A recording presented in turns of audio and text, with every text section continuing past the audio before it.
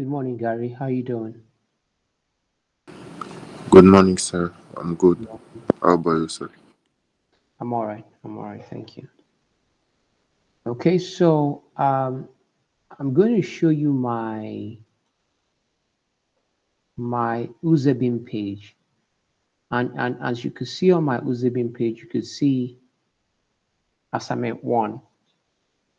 So take note of that. Then also, this is this week. I'm taking time to explain this so that when you are studying, you know how to study.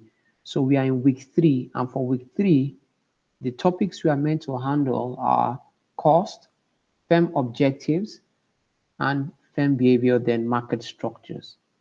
Okay, so these introduction, firm objectives, introduction, market structure are usually short videos we usually watch from YouTube actually uh, to enable you understand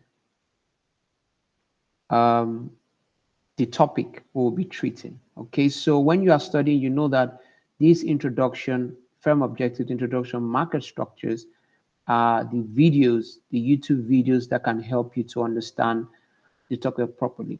And these are the slides. These are the slides. You could see um, um, firms and their motivations. You could see the slide with topic 8. You could see market structure and perfect competition. You could see PDF, PDF, PDF, PPT. Those are slides. If you see things like this sign where you have world sign, those are links, YouTube links. Okay. So these are the slides, firms and their motivations, market structure, perfect competition, monopolistic competition, monopoly. Okay, so here also you will see these three links: Monopoly 1, Monopoly 2, Monopoly 3. These three links are calculation videos we are going to take a look at under Monopoly. Okay, so you have oligopoly and duopoly, um, which is part of the market structures. And lastly, you have calculation notes. Okay, so the videos we are going to watch, we are going to break down the calculations to enable us understand. Okay, and also if you check your Uzem, you will see that I uploaded some videos. Those are videos from some of my previous classes. And so, in case my drive, okay, my Google Drive, in case we cannot record, okay, due to maybe large size of the documents, the videos, I am going to upload videos, okay? So I'll come live, I'll teach, but I'm going to upload videos of things that I've taught. So I'll just refer you to go and watch the video. In case you now have any question, you cannot let me know that you have a question. But this is the same thing that I'm going to be talking about is in the video. All right, the same slides, maybe few modifications, but they are actually the same. Okay, so take note, I'm going to be uploading, it's possible I start uploading some videos in case I won't be able to record for too long, okay, because we are going to have 3 hours today. Then on Thursday, we are meant to have 3 hours. So if I can't record for 3 hours straight, what happens is I already have about, I'm going to upload videos that are that long, 2 hours or 3 hours, that you can take your time to go and learn from those videos. It's the same thing that I'll be talking about. All right. Is that clear? Is it clear, guys?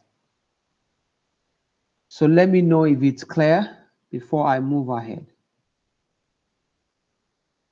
Yes, Is it clear? it's clear. Okay. So you could see that I uploaded two videos here. You have perfect competition, and here you have um, perfect competition.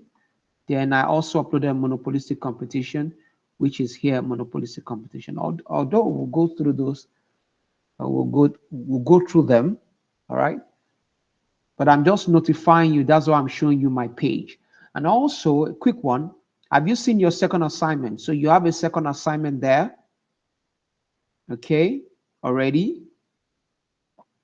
You have a second assignment here already.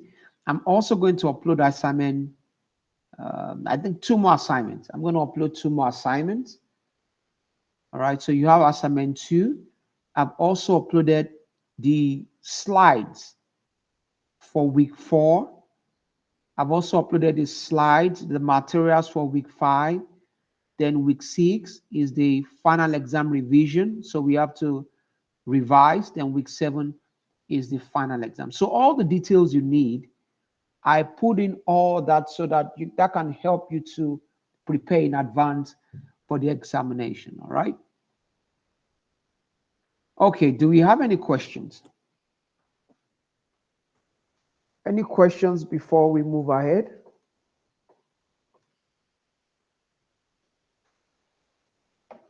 Any questions before we forge ahead?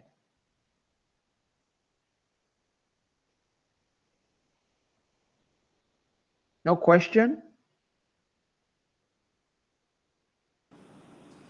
No, no questions. No question. Okay. All right. So let's move to today's class. I'm going to start with the cost. You could see week 3 cost. That cost is your assignment. See it here. Okay. So let's start with firm objectives.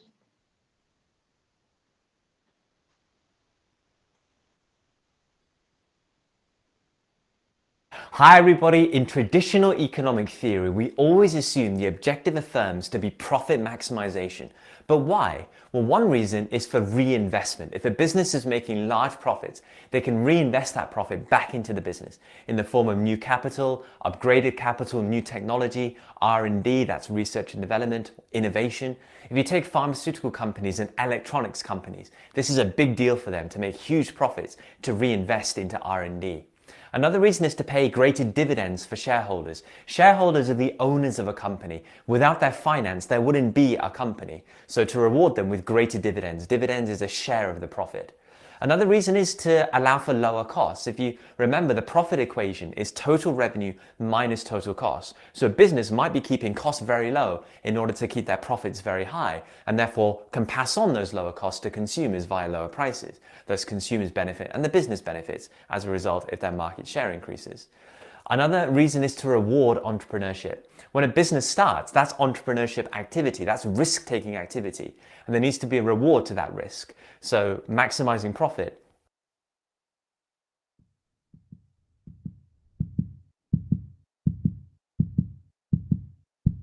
Is your shareholding disclosure fit and ready? Or have you hit a plateau? Is there a reward for risk-taking activity when a business starts? Profit maximization occurs at a very specific point. It occurs when marginal cost equals marginal revenue. And I've shown that here on the diagram. Why does it occur there? Well, any quantity to the right of MC equals MR cannot be maximizing profit because cost is always higher than revenue. So those units there will always be generating a loss and therefore will be reducing profit. So they can't be maximizing profit.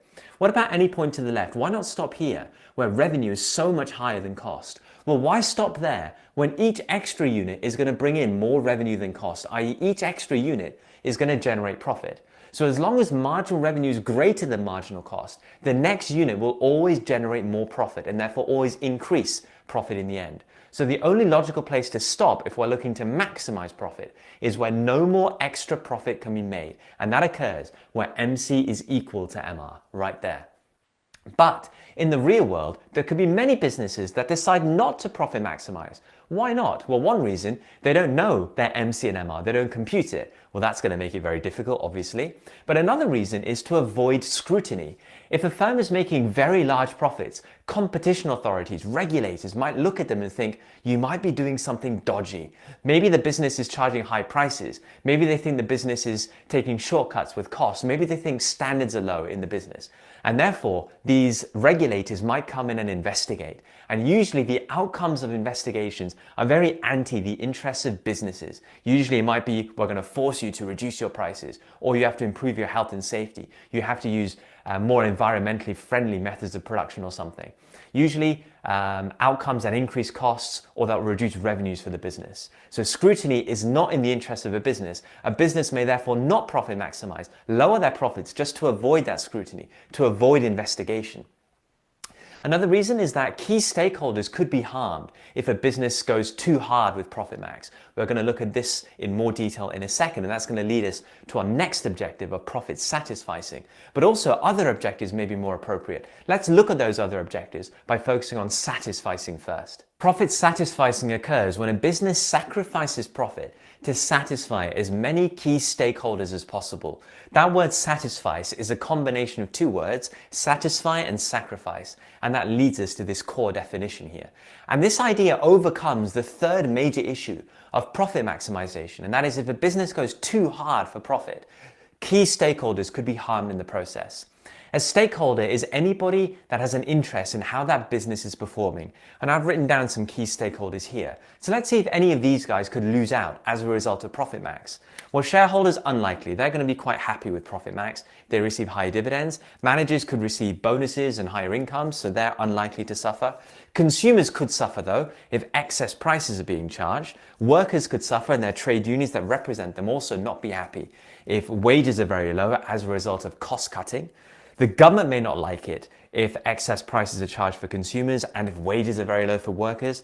And environmental groups might not like it if costs are being cut and the environment takes a hit. Maybe it's pollution, maybe it's resource degradation if waste is dumped into rivers and things. So they might not be happy with how a business is performing if they're cutting costs by profit maximizing.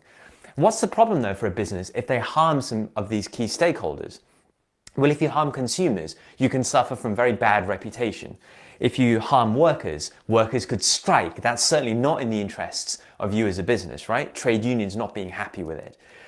The government, what could they do? We've already said they can investigate. If they're not happy with how the business is doing, they can investigate and the outcomes can be very anti the business interests. Environmental groups can protest. They can attack on social media. And in this modern world, reputation is a big, big thing for businesses. A business does not want their reputation to be harmed. So a business has got to be very careful not to harm these key stakeholders if they... So what is ClickUp? ClickUp is an all-in-one productivity software where you can manage everything and anything. Go for profit too hard, and therefore satisficing might be a more appropriate objective for businesses in this modern day world. But maybe other objectives are more appropriate. Let's have a look at some others like revenue max. Revenue maximization occurs when marginal revenue is equal to zero. We covered that in my revenue video. Let's go straight to our diagram. We're going to put profit max on first. Profit max was where marginal cost equals marginal revenue. Let's call that quantity QP. But we have to read the price from the average revenue curve. Average revenue is price, remember. So we take that up. Let's call that price PP, the profit max price. But revenue maximization occurs where marginal revenue is zero. That occurs here. And we'll call that quantity QR. And again, we have to read the price from the AR curve. So we'll call that price PR for revenue max. And immediately we can see two good reasons why a company might want to revenue max. The first is for economies of scale benefits. We can see that the revenue max quantity is greater than the profit max quantity. So with that comes greater growth, greater economies of scale, lower average costs, and therefore potentially lower prices for consumers. So there is that benefit there. We can also see the idea of predatory pricing here. We can see the revenue max price is lower than the profit max price, which means a dirty, dodgy tactic like predatory pricing could take place. This is when a firm will undercut its rival on purpose, sacrificing profit to do so in order to drive out competitors from the market here. So we can see that objective as well on the diagram. But the third reason is an interesting behavioral economics idea. The idea of the principal-agent problem, that there is a divorce between ownership and control. The owners, the principals, are the shareholders, but those who control, the agents, are the managers. And there is a vast difference. Those who own do not control. And therefore managers, those who control the business, they run the day in, day out business. they might decide to revenue max, to use that as leverage to go to shareholders for greater perks in their job, a swanky brand new office, amazing health insurance, a brand new company car, an amazing bonus at the end of the year. Managers might do that using revenue max, which might be easier to do for them in that business, to use as justification for perks in the job, benefiting from this principal agent problem. We can't ignore the real life nature of that reason there, and that's another good reason for revenue maximization. But a business might use a different objective like sales maximization. Sales maximization, also known as growth maximization. The idea here is that a business wants to become as large as they possibly can be without making a loss. And that occurs at break even, where average cost equals average revenue. We can add that to our diagram here. So AC equals AR is there. That gives us a quantity, let's call it QS. And the price, we are at AR, so we can just take the price across. Let's call that PS. Okay, great. Again, from this diagram, we can get some core reasons why a business might want to do this and maximize their growth here, maximize their output. One reason, again, is economies of scale, as we said before.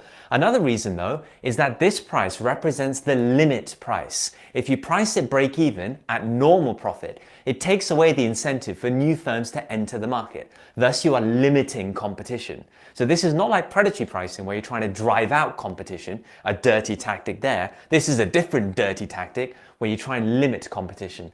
Both price strategies are illegal because they restrict competition, but a business might still go for it. So there's a reason there. Another reason is the same as what we said above, the principal agent problem. There is a divorce between ownership and control. So managers might use growth or sales as leverage to go for greater perks in their job when they approach shareholders. The same idea, but now using growth or sales as their leverage to go for these great perks.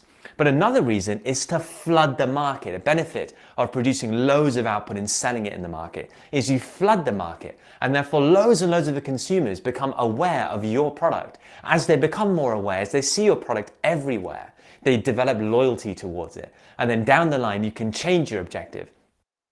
In North Gaza, life after the conflict is a daily struggle for survival. Families away from sales maximization towards maybe a profit max objective. You take companies like Netflix, Amazon, Spotify, Costa Coffee in the UK, all have used sales maximization to develop loyalty, to flood the market, and now they're looking all to change their objective towards making more profit. But there are other objectives that businesses might follow too. Let's look at those.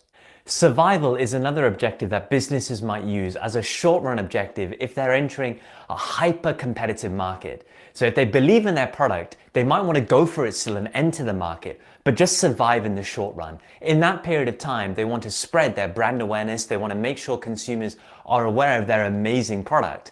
And if they are successful in just surviving that period of time, even if they're making losses, once people are aware of their product, and they've developed some loyalty, that's when they can start to change their objective more towards making some profit. So survival might be a short-term objective in hyper-competitive markets.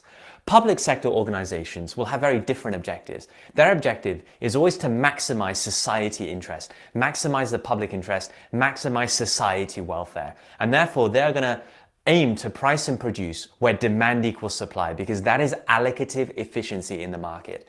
Well, we know that demand is the AR curve, and that's the price, so that's demand. Marginal cost is the supply curve. So where demand equals supply, that's where it occurs on a business diagram. That's going to be their objective, to keep prices low, to make sure quantity is high, to maximize society welfare. But then we also have businesses that will pursue corporate social responsibilities, recognizing their social responsibility. And again, in this modern day world, following ethics, following social responsibility is becoming more and more important. So that could be giving to charity, that could be producing sustainably, environmental sustainability, that could be paying your workers well, or even your suppliers. If they're farmers and things in the developing world, paying them an appropriate wage, or it could be acting ethically. Like for example, The Body Shop do not test their products on animals, they only test their products in laboratories. Ethical responsibilities there. So that's all very important stuff as well. 3 major objectives there. But to sum up, guys, this is such an important diagram. Those first 4 objectives of profit max, profit satisficing, sales max, and revenue max are absolutely fundamental, and all of those can be shown on this diagram. We can add satisficing on as well. So satisficing occurs at any point between profit max and sales max. So anywhere in this quantity range here. And we can say that anywhere within there, there is profit satisficing. So that is your very powerful diagram, which shows all the key objectives of firms.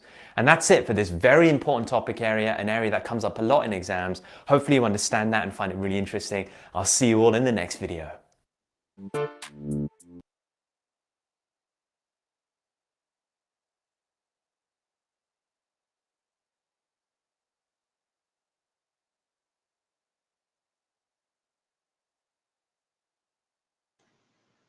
Okay, so let me go to firms and their motivations. All right, so you have an idea of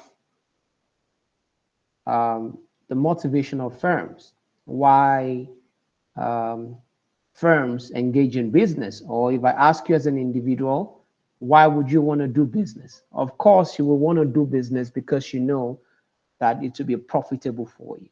But aside profit maximization, there are other, just like the video we just watched, there are other factors that drives, that determines why firms engage in business. Okay, so a firm is an organization that transforms inputs. Okay, we've talked about inputs in the last class. We talked about that inputs are the factors of production, or we refer to them as resources. The firm is an organization that transforms input, in bracket resources, into outputs, products. We could refer to these resources as some of the factors of production, such as land, labor, capital, entrepreneurship, technology, time, natural resources, mineral resources. Okay, any of those inputs that are necessary in the production process. Okay, we usually refer to them as input resources. So what are the objectives of, or the motivation of a firm? Number one, profit maximization. Okay, so the standard assumption in economic models is that the primary objective of a manager is to maximize profit, or the primary objective of an organization. Not necessarily the manager alone, but by the shareholders, the manager, even the employees. The goal is to work so that that organization can maximize their profit. In so doing, the manager must sell the optimum amount of output, and the firm engages in efficient production. Efficient production can be technological or economic. Technological efficiency, it occurs when the firm produces a given output by using the least amount of inputs. Economic efficiency, it occurs when the firm produces a given output at the least cost. Okay, what does higher profit mean? What does higher profit translate to? Higher dividends, higher profit translates to higher dividends for shareholders. Higher dividend for shareholders simply means shareholders who put their money in the business. What they get in return is dividends, all right? So if a company or is a firm and an organization, a business, especially a large business, if they are making profit, what that translates to is the shareholders who have put their money into the business would also have higher dividends. More profit can be used to finance research and development, R&D. Okay, so some of the reasons why it's important for companies to make money is so that they can put some money aside for research and development of further products, for research and development for other services, so as they can reinvest in other parts of the business. And to be able to come up with new products, you need research and development. Is very important. Number three, higher profit makes the firm less vulnerable to take over. Okay, so an organization that is making money, because when you are making money, you are able to pay the salaries of your workers. When you are making money, you are able to pay your debt. For example, if you are to borrow money to build your business, you are able to pay your debt. When you are making money, you are able to expand your businesses. When you are making money, you are able to employ more people. When you are making money, you can be able to invest or start up your company in other parts of the world, which we usually call foreign direct outflows. Okay, so making profit as a firm or an organization helps the stability of that firm. It helps that company to be stable. It helps that company to be able to make decisions effectively. It makes that company to be not to be prone to economic shocks. So that's why it says higher profit makes the firm less vulnerable. Less vulnerable simply means in case there's a shock or an attack, then if the company doesn't have enough financial resources to be able to withstand, then another company can easily buy them over. Okay, higher profit enables higher salaries for workers. Okay, I already mentioned that. This profit maximizing goal can be for short run, long run, or both. So companies have, when they get into business, their sole aim is to be able to maximize profit. Some maximize profit in the short run and sell off the company. Okay, you've seen those who, after that companies or organizations become profitable, they sell it off to the highest bidder. Okay, and some are in it for the long run. For example, if you look at companies such as Coca-Cola bottling company, if you look at companies such as Microsoft, if you look at companies such as Walmart, if you look at companies such as Apple, those companies are in need for the long run. Okay, they are in need for the long run, and because they've gotten they know how the market works, those companies can be in existence for the next 50 to 100 years. Okay, they can be in existence for the next 50 to 100 years. Okay, so is that clear, guys? Is that clear? So profit maximization will be, their goal is to maximize profit. Is that clear? Yes. Good. All right. Let's take a look at maximization of sales. Okay, firms often seek to increase their market share, even if it means less profit.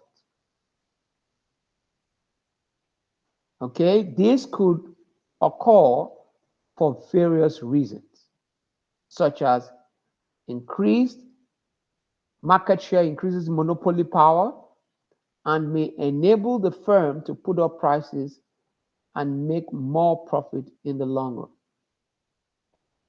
Increasing market share simply means having more people to buy your product. That's what it means.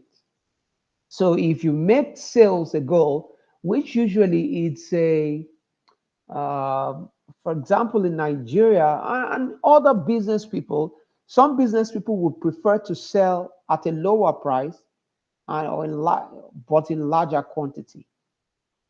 They will reduce the price compared to what other firms are selling and sell it at a lower price, but they would have large quantity of the product. They will have large quantity of the product. Okay, so increasing market share simply means you have more people that are buying your product. That's what it means. Okay, increased market share increases monopoly power and may enable the firm to put up prices and make more profit in the long run. Okay, managers prefer to work for bigger companies as it leads to greater prestige and higher salaries. Increasing market share may force rivals out of business. For example, the growth of supermarkets has led to the demise of many local shops. Some firms may actually engage in predatory pricing, which involves making a loss to force a rival out of business. So predatory pricing is a pricing technique where you reduce your price so that you can chase out your competitors, so that your competitors might not be able to accommodate the pressure in the market. It's intentional. For a firm that is that has constantly made profit, for example, for the next 20, 30 years. All right. What do you think is going to happen if new firms come up and those new firms that came up reduce their price? Maybe they reduce their price drastically. And the firm who has been in the market has been making profit for the past 30 years. Of course, you know that the new firm who just came into the market, consumers would love to go to that new firm. Consumers would love to go to that new firm. But you know, they usually say business is like war. So what would the firm who has been in the market, what would they do? They will also reduce their own price drastically. They can accommodate the loss that they are going to make. Why? Because they've been making profit for the past 30 years. And so for them, it's not really a big deal. Okay, so predatory pricing is used to take out competitors. It's nothing personal, it's just business. Number 3, profit satisficing. That's maximization of managerial utility function. Profit satisficing is a situation where there is a separation of ownership and control. This occurs in different firms. Those who own the company, in bracket shareholders, sometimes do not get involved in the day-to-day running of the company. This is a problem because although the owners may want to maximize profit, the managers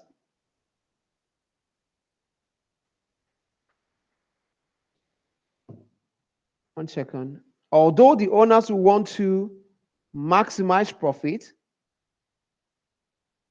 the managers have much less incentive to maximize profit because they do not get the same rewards.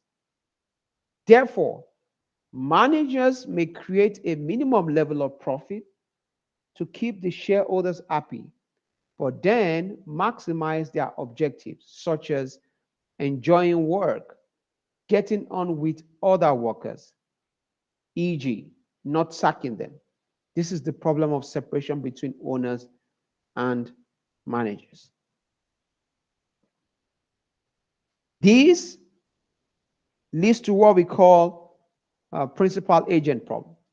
This principal agent problem can be overcome to some extent by giving managers share options and performance-related pay, although in some industry, it is difficult to measure performance. The principal agent problem is a situation where an agent is expected to act in the best interest of a principal, but the agent has different incentives to the principal, leading to a conflict of interest. Okay, so let me explain what that principal agent problem is.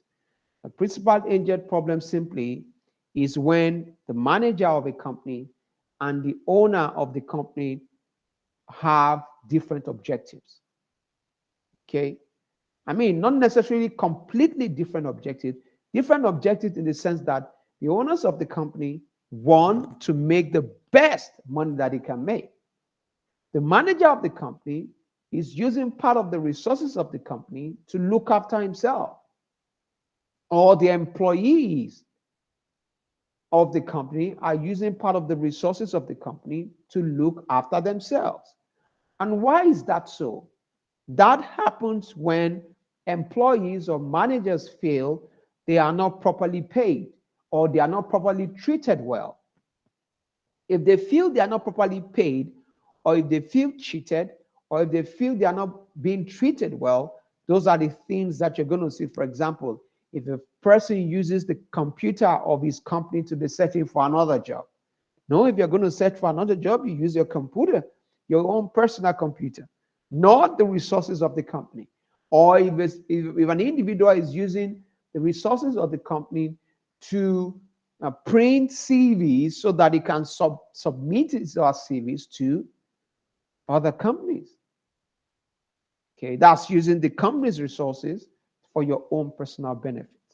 So the principal agent problem is whereby the goal of the agent and the principal is different. The principal is the owner of the company. The agent are those who are working for the company. Okay, that's why it says that the principal agent problem is a situation where an agent is expected to act in the best interest of the principal. Okay, but does that happen all the time? Of course, no. Right, so how can that be solved? How can that be solved? So you can see coping with the principal agent problem. Okay, issuing command does not address the principal agent problem.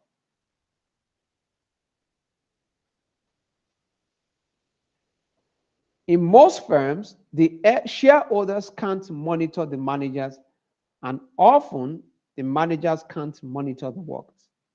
Each principal must create incentives that induce each agent to work in the interest of the principal.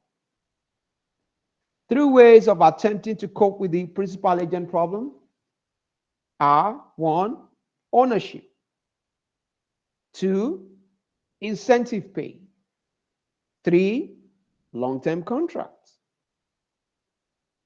Okay, so those are ways whereby you can easily suggest to the agent and say, okay, make your part owner of the company. Okay, I'm going to increase your salary by $10,000. Okay, you're going to get some long-term contract so that you can be committed to the company. Do you have a question? Can we move ahead? Is it clear, guys?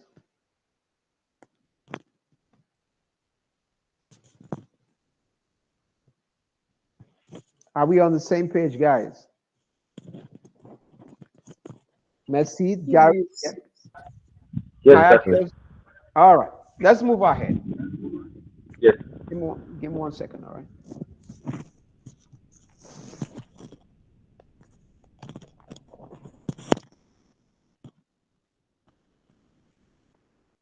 Okay.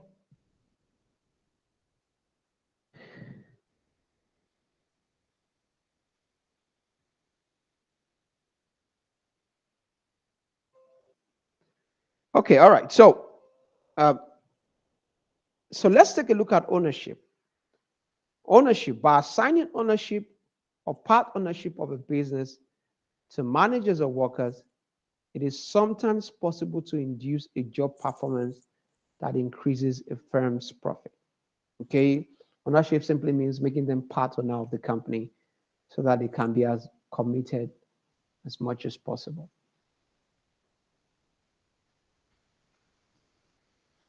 Incentive pay. Incentive pay is a pay related to performance. It's very common, all right? Incentives are based on a variety of performance criteria such as profit, production, or sales targets. Promoting an employee for good performance is another example of the use of incentive pay. Long-term contracts. Long-term contracts tie the long-term fortunes of managers and workers, and bracket agents to the success of principals, the owners of the firm. For example, a multi-year employment contract for a CEO encourages that person to take a long-term view and devise strategies that achieve maximum profit over a sustained period. Okay, so long-term contract simply means, you know, having that person stay for your company for the next maybe 4 years, 5 years, 10 years, 15 years. That enables there to be a kind of commitment, but knowing well that they are going to be paid well, so they wouldn't mind staying. Okay. There are 3 major theories on the managerial utility function. They are Baumol's revenue maximization hypothesis, Mary's theory of managerial enterprise, and Williams' theory of managerial decisions. So what does Bowman's sales revenue maximization, what does it talk about? So it is concerned with sales revenue maximization. The factors that lead to these are manager salary. Banks and financial institutions look at the sales revenue for loan purposes, shows the performance of the firm, manager's prestige, strengthens competitive spirit.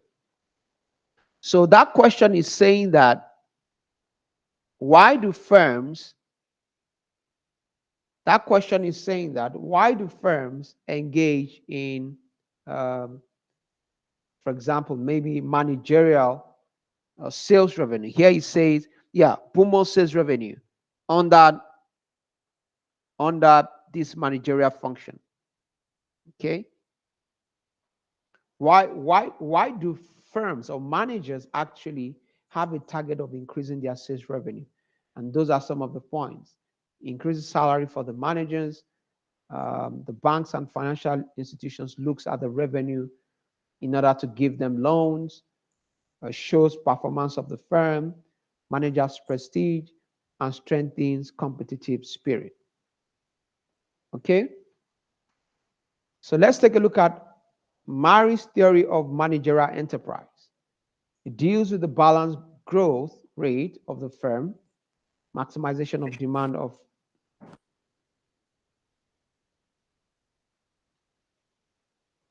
it deals with the balanced growth rate of the firm, which is in bracket, maximization of demand of firm's product and growth of capital supply.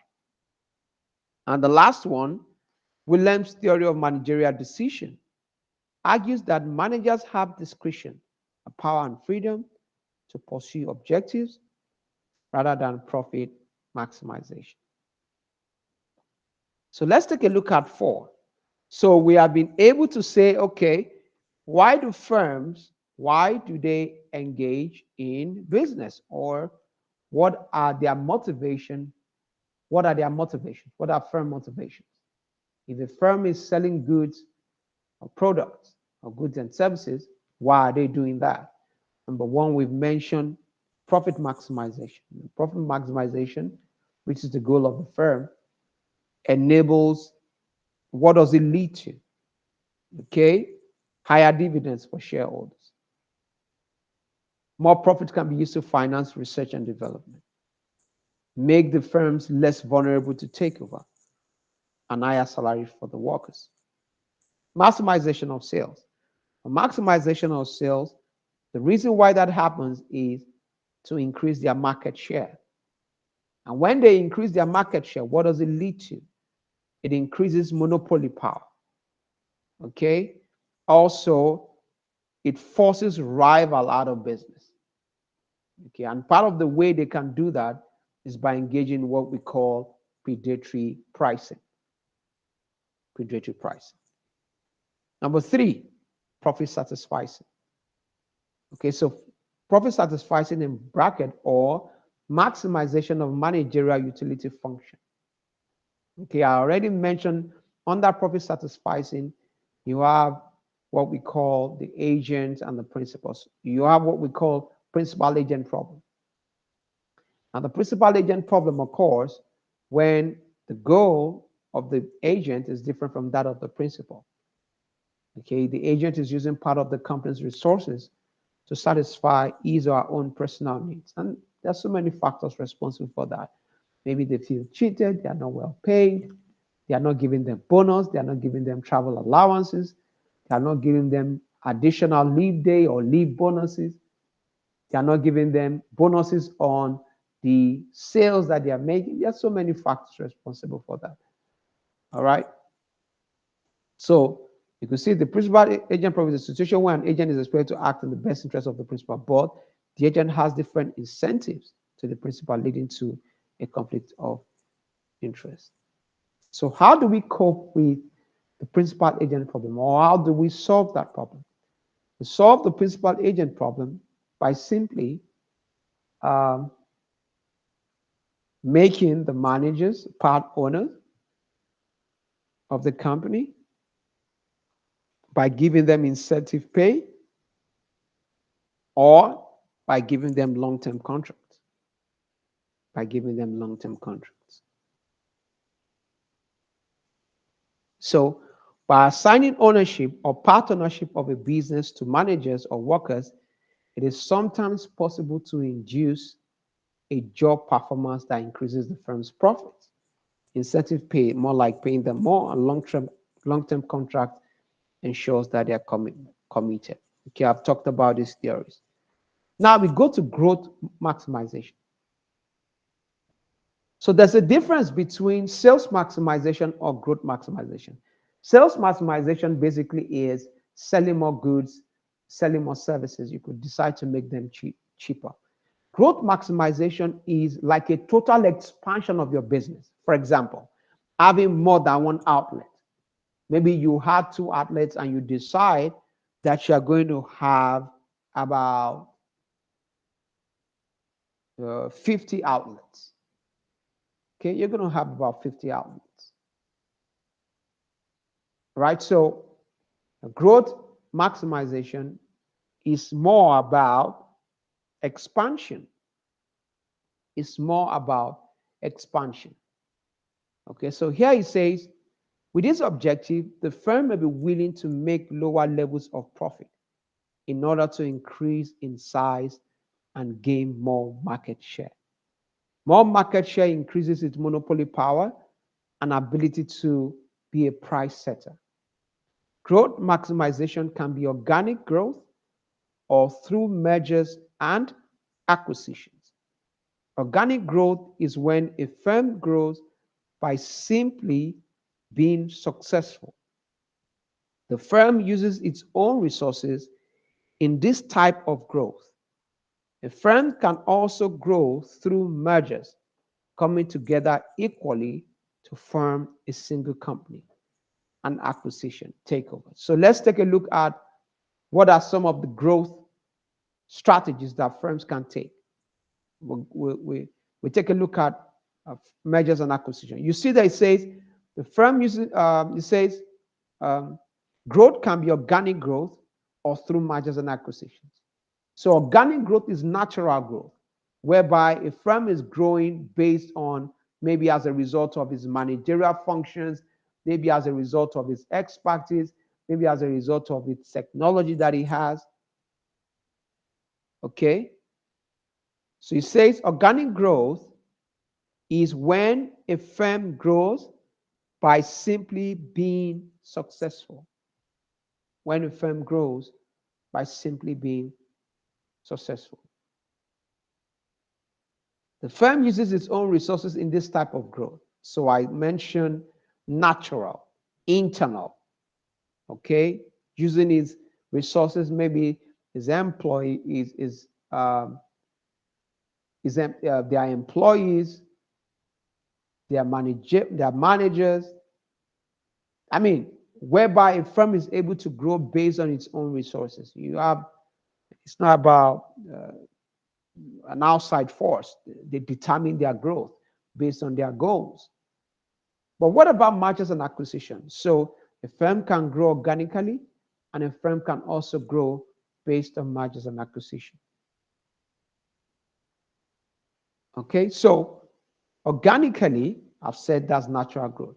What about mergers and acquisitions? Let's just look at the 3 different types of mergers and acquisitions. You have horizontal merger, a merger between 2 operating in the same industry and at the same stage of production process.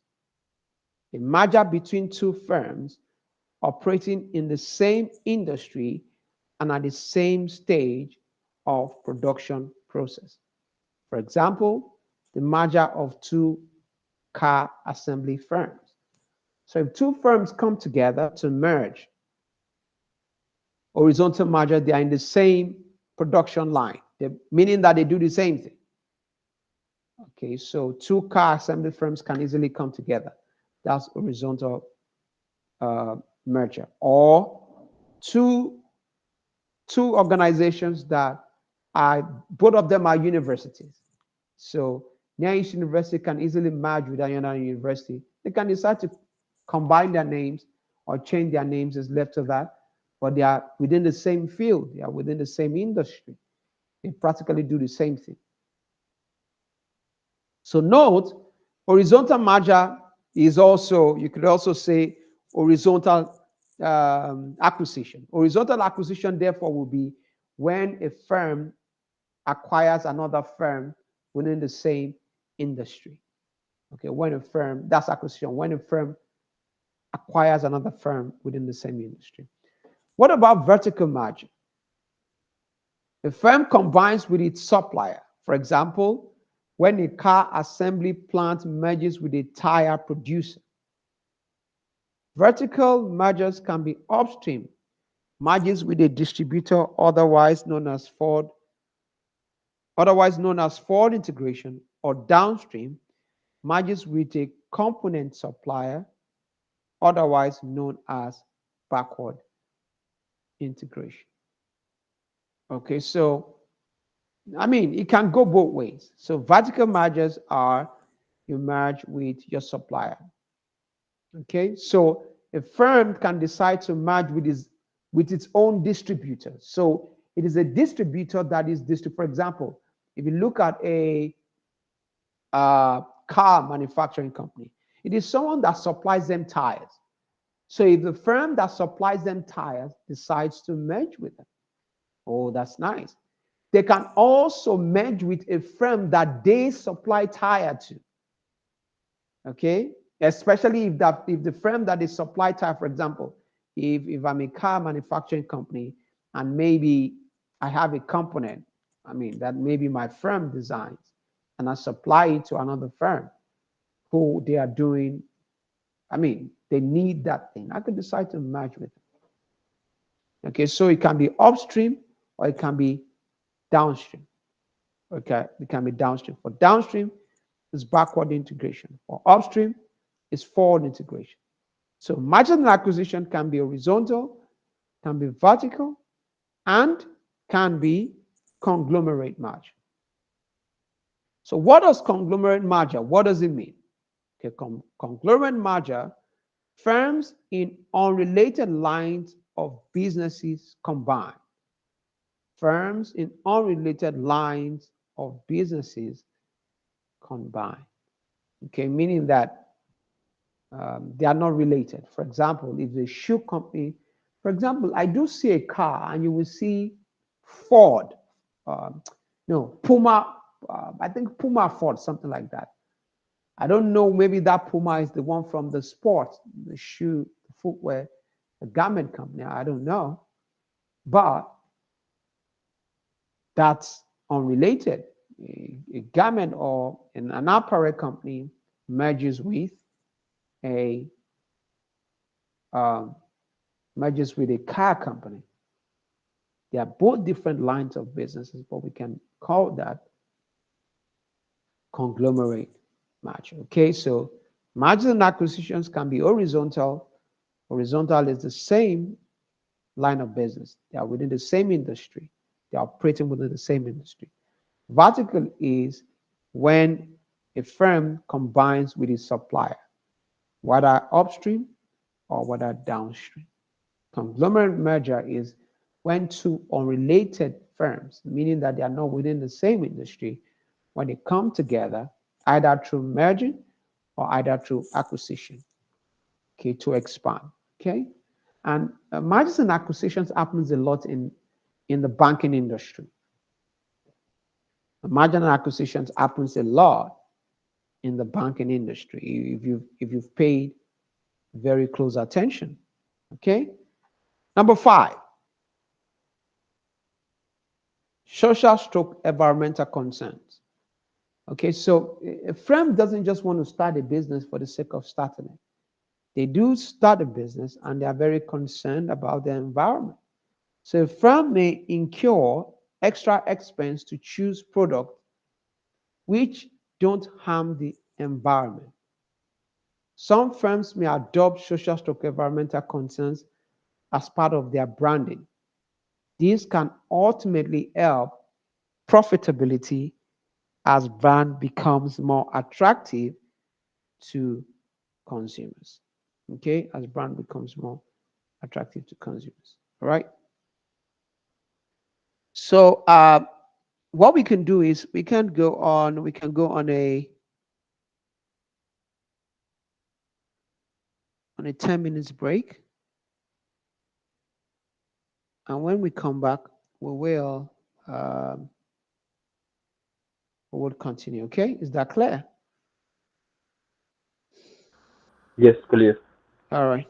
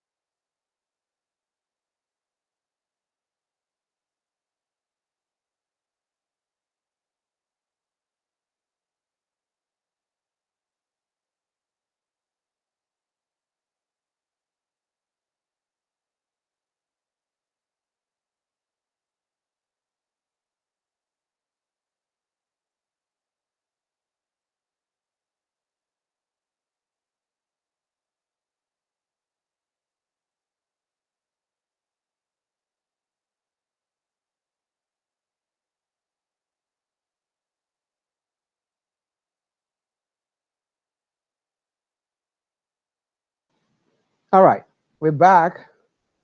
Is everybody in class? Are we back? Yes. All right.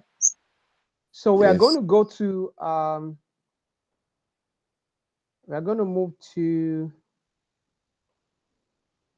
ownership and control, which we term as how which we usually call business organizations. How are they organized? How are business organizations? How do we organize them? Okay. I know this should be clear. You should know this already. We have a sole proprietorship, we have partnership, and we have corporations. And let's take a look at sole proprietorship.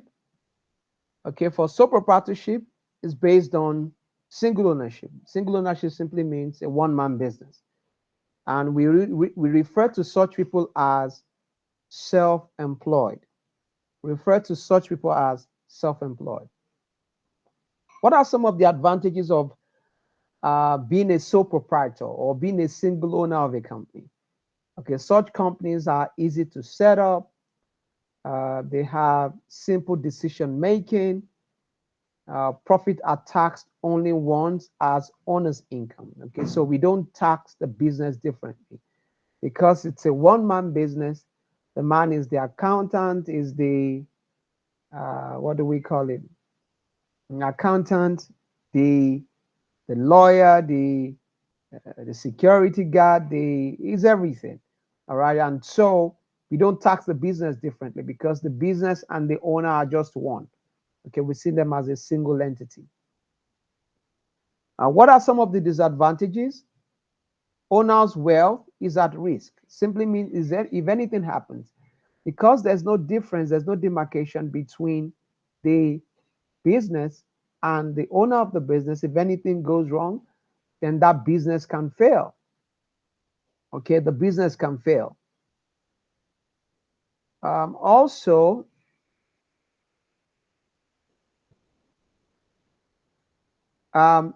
firm dies with owner. Okay, the third one is bad decisions could be made without any need for consensus. And what that means is that because it's a one-man business, you don't have like other stakeholders or other board members that when you want to take a concrete decisions, you're going to ask them. You don't have such. And so because you don't have such, you can easily take decisions without taking into consideration because there's nobody to be accountable to. It's you and the business are just one. So there's no point asking others. Okay. Number 4, cost of labor and capital is high related to that of corporations.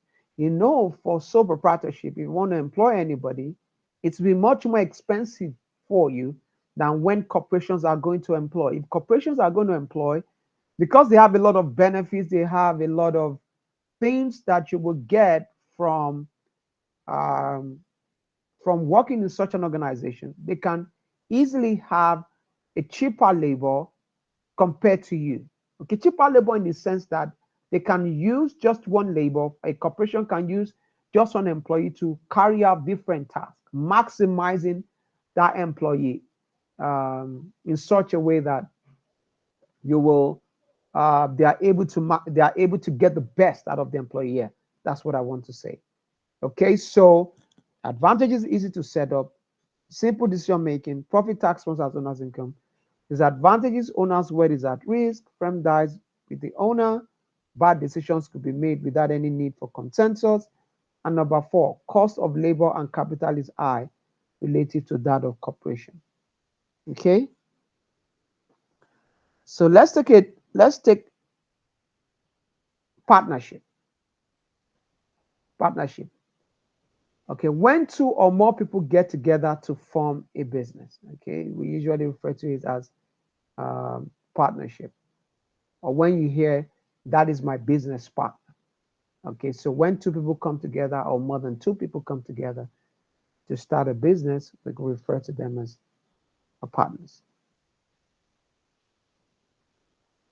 What are the advantages of having a business partner? or coming together with some people to start a business. What are some of those advantages? It is easy to set up, diversified decision making, can survive withdrawal of a partner, and profit tax ones as owner's income. Very similar to that of sole proprietorship. But the difference is that for sole proprietorship, you know that it's just one person that makes all the decision. No diversification of decision making. But for partnership, it's not just one person that makes the decision. The partners in general makes the decision. Okay. What are the disadvantages of partnership? Okay, the disadvantages of partnership relates to achieving consensus from partners may be slow and expensive. Owner's entire wealth is at risk. Yeah, just like that of sole proprietorship, the owner's wealth is also at risk in sole proprietorship, in partnership. Number 3, withdrawal of partners may create capital shortage. So one of the major disadvantages of partnership is that if a partner contributes about 80% of the money when you guys are going into business, then there's a risk that if he says he's going to leave and he takes his money, that business might not be able to survive. Okay, so that's one of the disadvantages of partnership. And number 4, cost of labor and capital is high related to that of corporations. Cost of labor and capital is high related to that of corporations. Okay. So let's go to corporations. Who is going to read? I want someone to read out that of corporations. Who's going to read? I can read, Professor. Okay, go ahead. Corporations are companies whose capital is divided into 2 shares that are held by individuals who have limited responsibility for the debts of the company. That is, the shareholder has limited liability. These corporations can be private joint stock companies and public joint stock companies. The public joint stock companies are listed on the stock exchange. Do I complete? Yes, please. Go on. For the advantages, owners have limited liability, large scale, low cost capital available, professional management not restricted by the ability of owners, perpetual life, continuous existence, long term labor, contracts cut labor costs. For the disadvantages, complex management structure can make decisions slow and expensive. Number 2, retained profits taxed twice as company profit and as stakeholders' capital gains. All right. So the big corporations you see around the world, for example, all the top companies you see around the world that are very impactful are corporations, very big corporations. All right. Whether they are in the field of medicine, in the field of sports, in the field of garment manufacturing, in the field of, they are the one who are very impactful. For example, Apple is a corporation. Microsoft is a corporation. Tesla is a corporation, or the Boring Company, or Walmart is a corporation. Right? They are big. And one of the major differences between a corporation and partnership and from partnership and sole proprietorship is for partnership and sole proprietorship, we see the owners and the business as one. So you see such that revenues or sales, money for sales from the goods and services that they are producing or that they are rendering to people are going to be paid in the owner's account. All right. So you can't really differentiate between the owner and the company. But for corporation, the owner and the business are two separate entities. They are not the same. So the owner can be sued and the businesses can be sued. Okay, so people can sue the businesses and people can sue the owners differently. You can't combine, although they are the owners, but in law, in business law, or from the business perspective, the businesses and the owners are two separate entities. And you can see that owners have limited liability, large scale, low cost capital available, professional management and non-restricted ability of owners, perpetual life, continuous existence, long-term labor contract. Disadvantages: complex management structure can make decisions slow and expensive, retain profit tax twice as company profit and shareholders' capital gains. Okay, and also for sole proprietorship and partnership, we tax owners' income once, but for corporations, you see it says return profit are taxed twice as company's profit and stakeholders' capital gains. All right, but the most impactful among these three is corporation, because they have large employees, they have huge capital base, they have a lot of shareholders. All right, so that's the major difference. Look at the summary right here. The summary is here. You see, proprietorship, easy to set up, simple decision making, profit tax only ones as owners income. Cons: bad decisions. Partnership, easy to set up, diversified. The same. So these are more like this summary. So let us look at some of the constraints that firms face. What are some of the constraints that they face? Technology, information, and market. Okay, so who's going to read this? Who's going to read from technology to market? I want someone to read it, from technology to market. From technology to market, who's going to read it?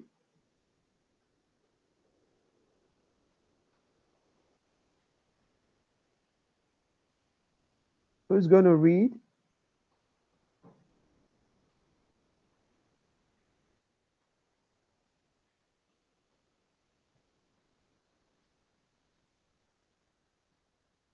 Okay, Fatima, can you read it? Is it Fatima? Can you read it? Yeah.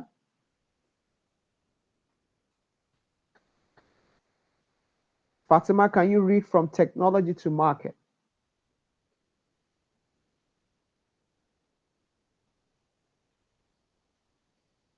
Kayakers, can you read from technology to market? Yes, sir. Okay, please do. A technology is any method of producing a good or service. Technology involves the detailed design for matching. It includes the layout of a workplace and organization of the firm. For example, a shopping mall is a technology for producing retail service. Information. We never process all the information we would like to have to make decisions. We lack information about both the future and the present. A firm is constrained by limited information about the quality and effort of its workforce, the current and future buying plans of its consumer, and the plan of its competitors. Market. What each firm can sell and the price can obtain are constrained by its consumer willingness to pay and by the price and marketing efforts of other firms. Similarly, the resource a firm can buy and the price it must pay are limited by the willingness of the people to work for and invest in the firm. Thank you so much. Okay. All right. So let's write on. So Some of the constraints that they face are related to technology, the information, and the market in itself. So this is self-explanatory. Let's go on. I'll skip this. I'll skip this. All right. So this is that for firms and their motivation. So this is that for this. All right. Now let's move to our next topic.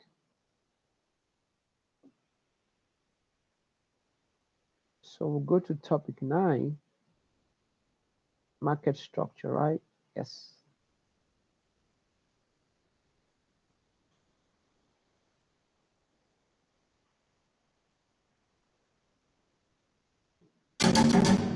Are you using Google Ads or Google Analytics?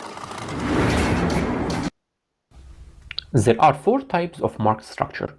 We can classify them as 2 categories. The first one is competitive, second one is less competitive. Under competitive, we have 2 types, which are perfect competition and monopolistic competition. So this means that here we have a high level of competition. And that's why in the long run, our profit will be zero economic profit or normal profit. But with less competitive, it means that we have less or no competition. And here we have another 2 types, which are oligopoly and monopoly. Oligopoly means that we have few players that control the market, 2 or 3 firms or less than 10. While in monopoly, there is only one player, one company. Therefore, with monopoly, there is no competition. With oligopoly, we have lower competition compared to perfect competition or monopolistic competition. And that's why with oligopoly and monopoly, in the long run, they make economic profit, which we can call it abnormal profit or supernormal profit.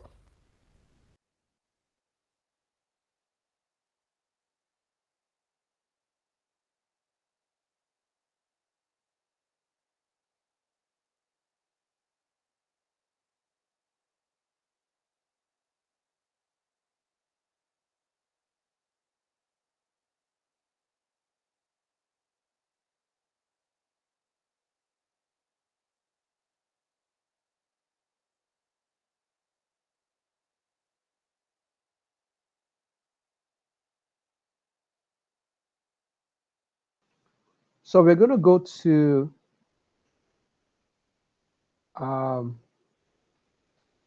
market structure. Okay. We're going to go to market structure. And on the market structure, there are basically 4 types. We'll be taking a look at perfect competition. We'll be taking a look at monopoly. We'll be taking a look at monopolistic competition.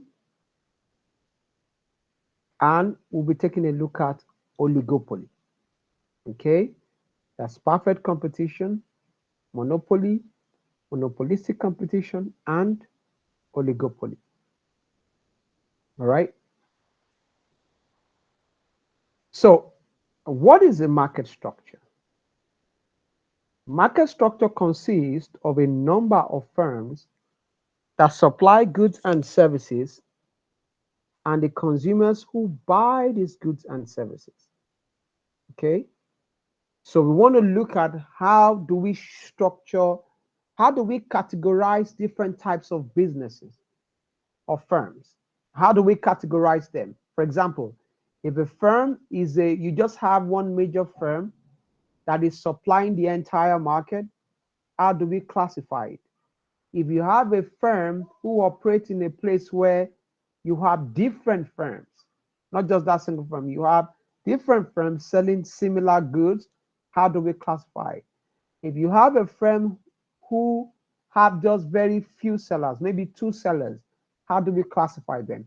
If you have a firm who has few sellers of a product, how do you classify them? Okay, and classification is very necessary to be able to know how they make profit, how they make money. Okay, do they make excessive profit? Can they make a loss? Okay, now what are the types? I've mentioned before: perfect competition, monopoly, monopolistic competition, and oligopoly. So let's take a look at perfect competition. The perfect competition is a type of market where firms aim to maximize profits. Okay? Firms aim to maximize profits. What else? We have many buyers and many sellers. We have many buyers and many sellers. What else do we have? The product is homogeneous. That's the firms in this kind of market sell identical products. What else? There are no barriers to entry and exit. No barriers to entry and exit. What else? Sellers and buyers are well informed about prices. Sellers and buyers are well informed about prices, meaning that there is perfect information. And the next one, a firm is a price taker. An individual firm does not determine the price of its own product.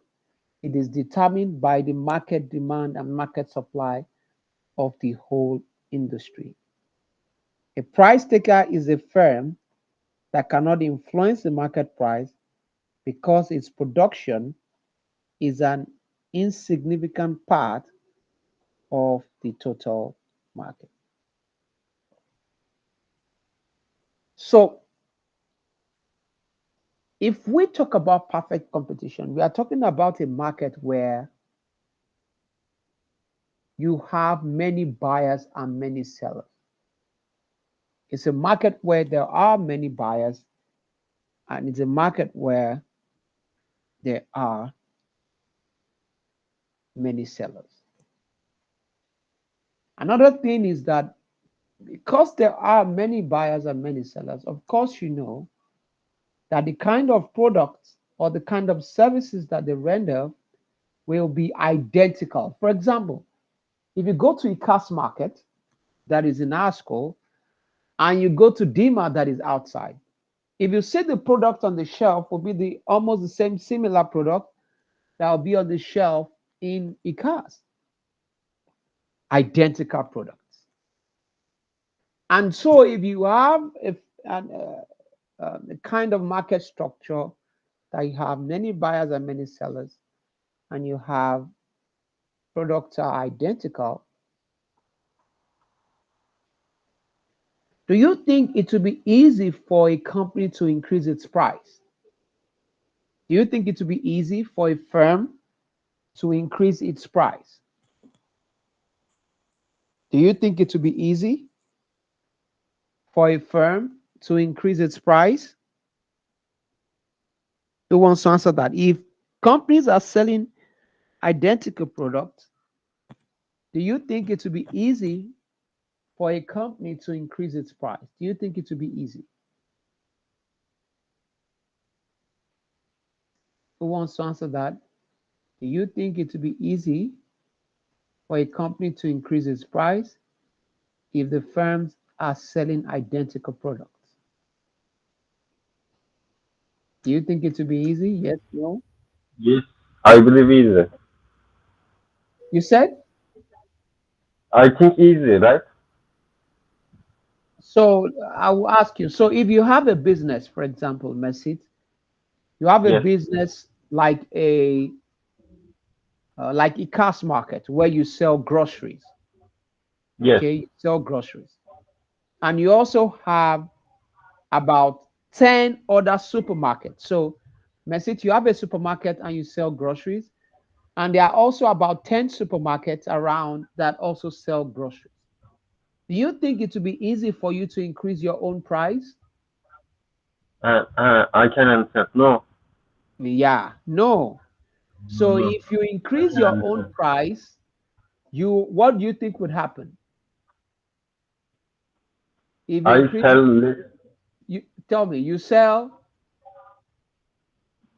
I sell less. less. Product. Good, good, good, good, good, good. And so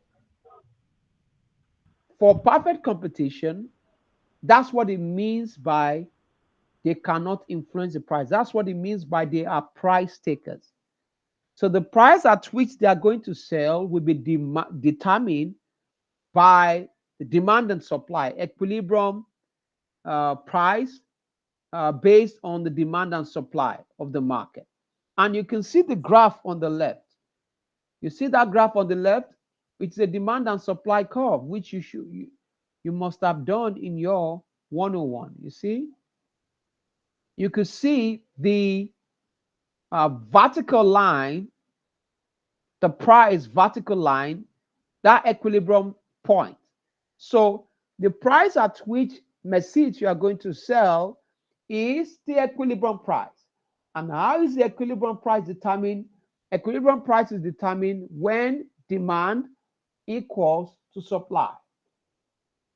You could see when demand equals to supply, you have equilibrium quantity, you also have equilibrium price. The price at which you are going to sell is determined by market demand and supply, the intersection of the market demand and market supply. Okay, so the one on the right, which is demand for individual firms, you could see that vertical line. You can see the vertical line. You can't, if you increase your price, you're going to lose customers because you have different firms that are selling identical products. Okay? Is that clear, guys? Is it clear?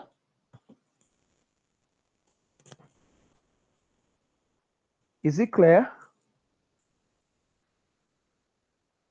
Yes. Okay. Let's go on.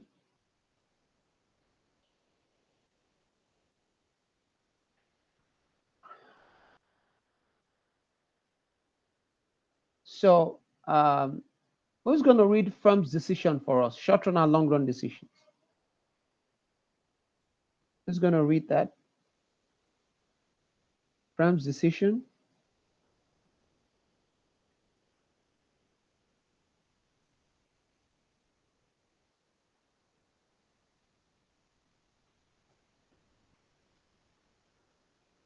Who's going to read firm's decision, long run and short run?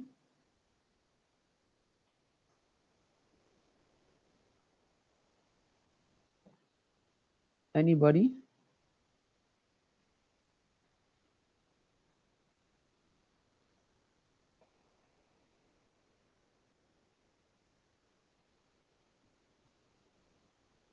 I'm waiting. Is Gary in class? Yes, sir. Oh yeah, Gary, read the firm's decision. You're going to stop at read till you get to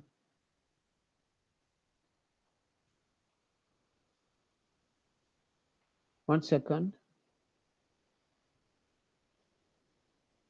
Okay, just read till you get to 9.22.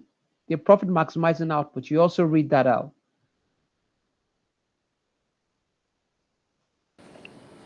Okay, sir. Short run decision whether to produce or shut down. If the decision is to produce, what quantities to produce? Long run decision whether to increase or decrease its plant size, whether to stay in the industry or leave it. Profit maximizing output. A perfectly competitive firms maximize economic profit by choosing its output level. One way of finding the profit maximization output is to study a firm total revenue and total cost curve and find the output level at the which total revenue exceed to total costs by the largest amount. Figure 2. No, you can stop at that. Okay. All right. So, what are some of the firm's decisions? You can have short-run decisions, and some of their decision is whether to produce or shut down. And if the decision is to produce, what quantity is it to produce? You can also have long-run decisions, whether to increase or decrease its plant size, or whether to stay in the industry or leave it. Okay, so we've talked about short run and long run. In the short run is where you have fixed, and you have either a fixed factor and a variable factor. And I say it's a short run is a short time frame where you can't easily change other factors of production. Capital is fixed and labor changes. But in the long run, all factors of production vary, so you can easily change anything you want to change. And that's why it says there that whether the long run decision of a firm is they ask the question whether they would love to increase or decrease its plant size, or whether to stay in the industry or leave it. So let's take a look at the profit maximizing output. A perfectly competitive firm maximizes economic profit by choosing its output level. One way of finding the profit maximizing output is to study a firm's total revenue and total cost curves and find the output level at which total revenue exceeds the total cost by the largest amount. Okay, even without the graph, of course, you know, how would you know if you have made profit? What is the formula for profit? The formula for profit is TR minus TC. Okay, if you subtract total revenue, if you subtract total cost from total revenue, then that tells you what your profit is. Okay, so if you subtract and you find a positive value, of course, that is a profit. But if you subtract, or if your total cost is greater than your total revenue, of course, that you know you have made a loss, or we refer to it as economic loss. But if your total revenue equals your total cost, what do we call it? If your TR equals your TC, what do we call it? If TR equals TC, what do we call it? If TR equals TC, what do we call it? Anybody? If total revenue equals total cost, what do you think we should call it? It's called a break-even point. Okay, it's called a break-even point. Okay.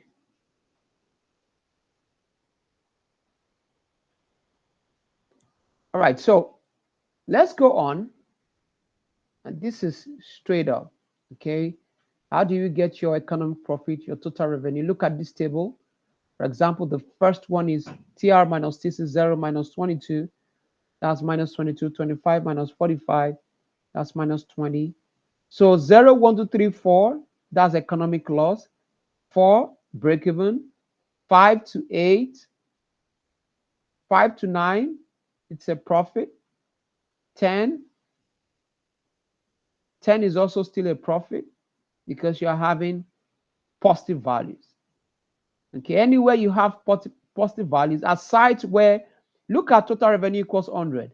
Look at total cost equals 100. 100 equals 100, that's a break even.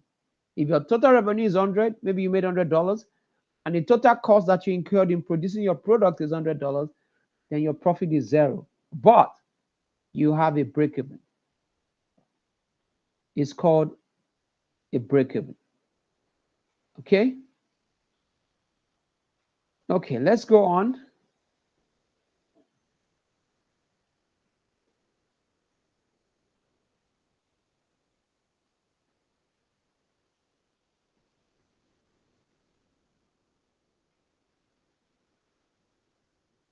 All right, so this table is clear. Your profit is, we are going to do some calculations. And when we do the calculation, remember the formula, total revenue minus total cost will give you your profit, or your economic profit, TR minus TC, okay?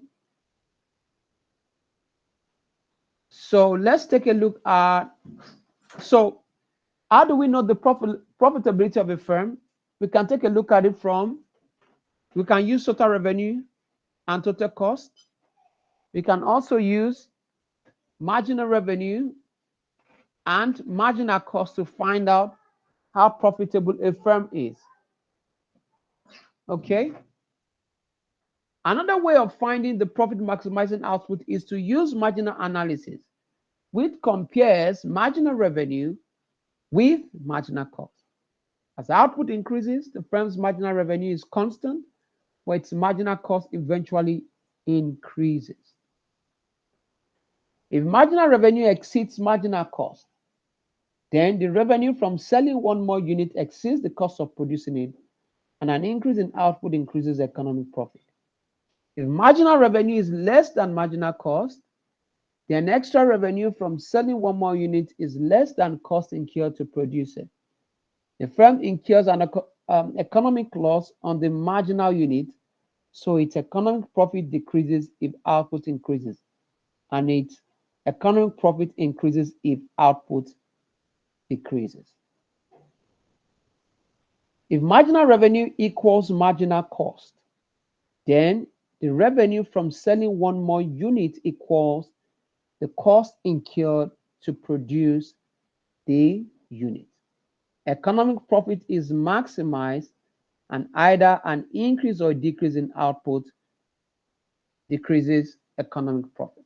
One place I want you to take note of is MR equals MC.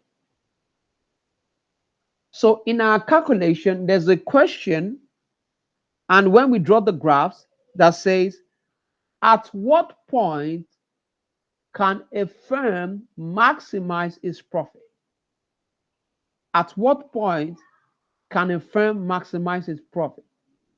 A firm can maximize its profit where marginal revenue equals marginal cost. At what point can we say a firm can produce? Let me use it like that. At what point can I say, okay, you can start production of goods or you can start rendering services?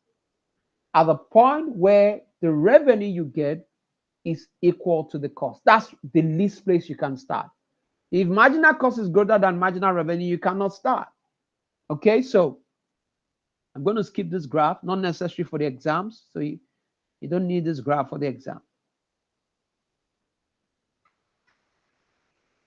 Did I put all?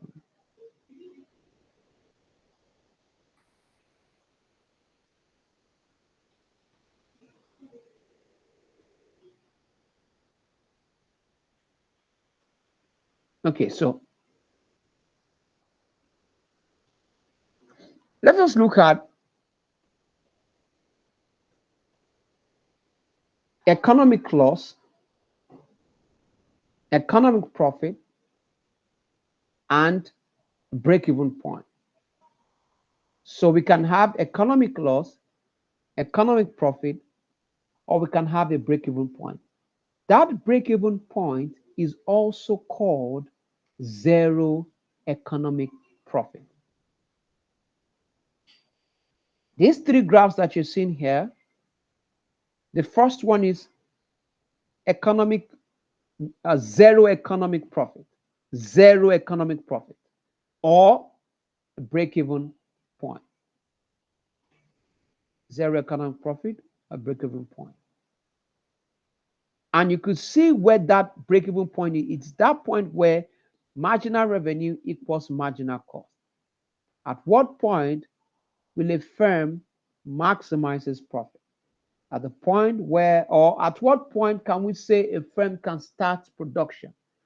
At the point where marginal revenue equals marginal cost. And you can see that, right? So the first graph on the left, A, you could see break even. We call it zero. It's also called zero economic profit. The one in the middle is called economic profit. The one at the end, economic loss. Look at this one table. So break even, all right, break even. Yeah, we also call it normal profit or zero economic profit. All right. At what point? Okay, we can use there. You could see MR equals MC. Okay. You could also see that price, which is $20, equals average total cost. Okay, P equals ATC. So at break even, P equals ATC. At economic profit, price equals ATC. At economic loss, price is less than ATC. What that means is, for example, if you start a business, how do I know if you are going to, if you are at a break even? How do I know? Okay, I know first if your total revenue equals your total cost. I know second if your MR equals your MC. Okay, that's a condition. Okay. I also know if your price at which you sell the goods equal to the cost that you incur. Okay. The one in the middle is economic profit. For economic profit, how do I know? Your price equals is greater than average total cost. Or for economic profit, I want to ask a question. Will total revenue be greater than total cost, or will total cost be greater than total revenue? For economic profit, will total revenue be greater than total cost, or will total cost be greater than total revenue? Which one is it? For economic profit, will total revenue be greater than total cost, or total cost be greater than total revenue? Which one is it? Which one is it? For economic profit, the graph in the middle, will total revenue be greater than total cost, or will total cost be greater than total revenue? Which one is it?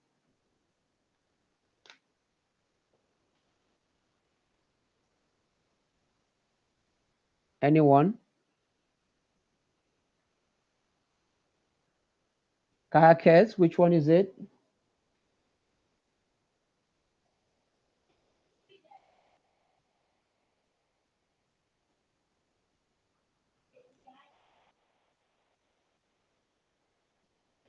Gary, which one is it? The graph in the middle. Is total revenue greater than, for economic profit, is total revenue greater than total cost, or total cost is greater than total revenue?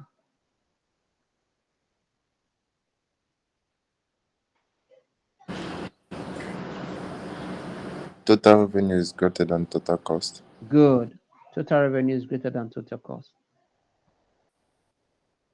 Total revenue is greater than total cost. What about the last one? For economic loss, is total revenue greater than total cost, or total cost is greater than total revenue? Total cost is greater. Total cost is greater. Okay. All right. So let's go to, so when should a firm shut down in the perfect competition? The firm would exit the market where ATC is greater than price. So let's take a look at long-run equilibrium.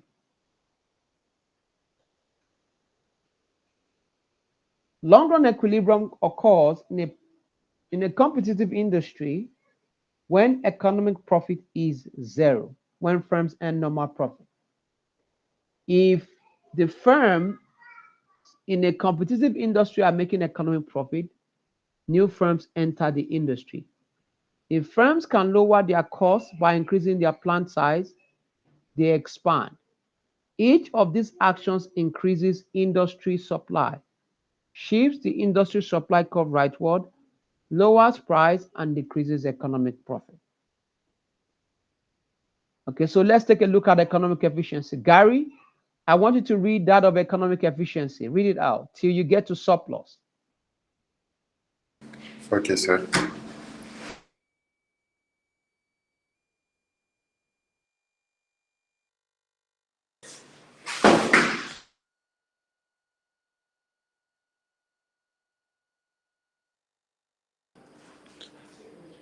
Economic efficiency refers to the effective utilization of economic resources, lands, labor, capital, machinery, technology, knowledge.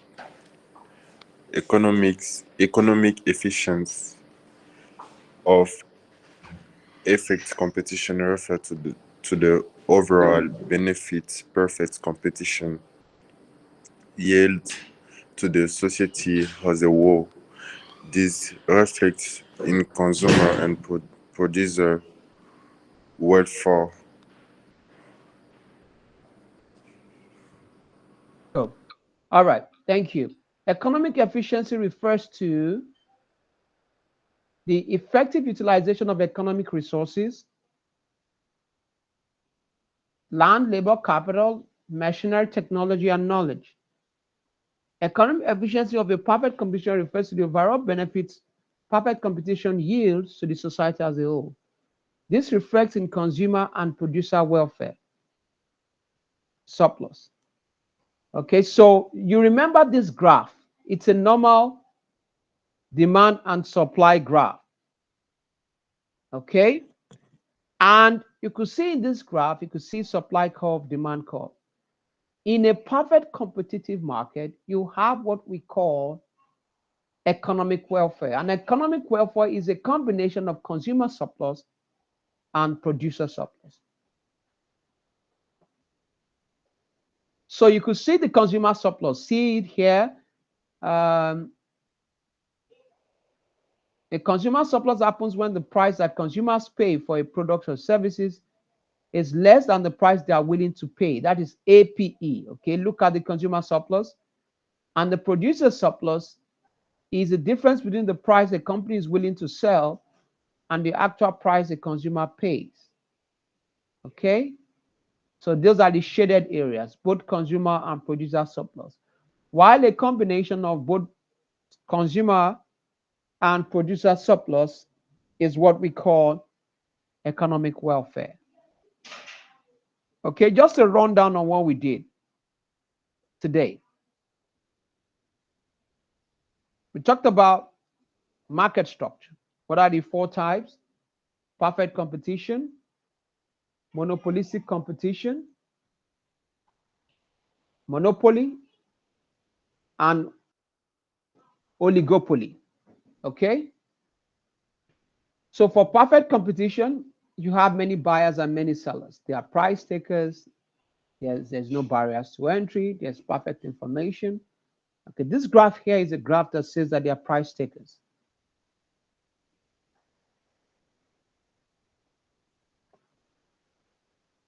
How do you find profit? Okay, profit is total revenue minus total cost. And at what point would we say a company can start producing? At the point where marginal revenue equals marginal cost. Okay, you see here, profit maximizing point, MR equals MC. If you look at the long run and short run here, if you look at these three parts here, break even, economic profit, and economic loss, you would see that at the break even, I call this zero economic profit, or we call it normal profit. At this point, you will see that P equals to ATC.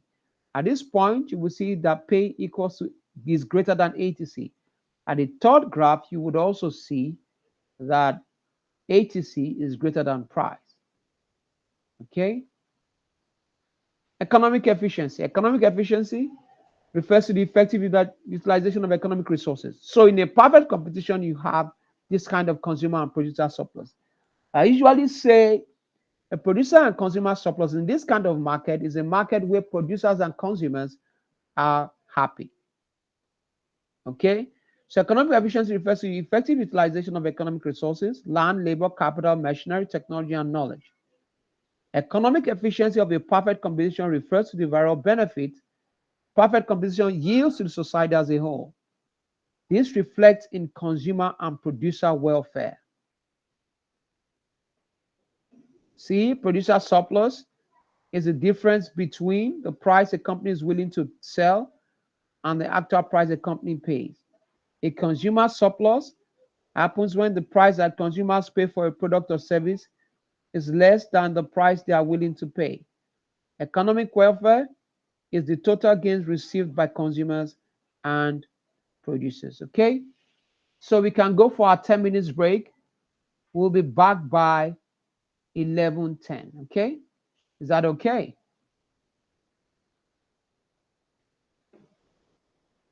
Okay, doctor. All right.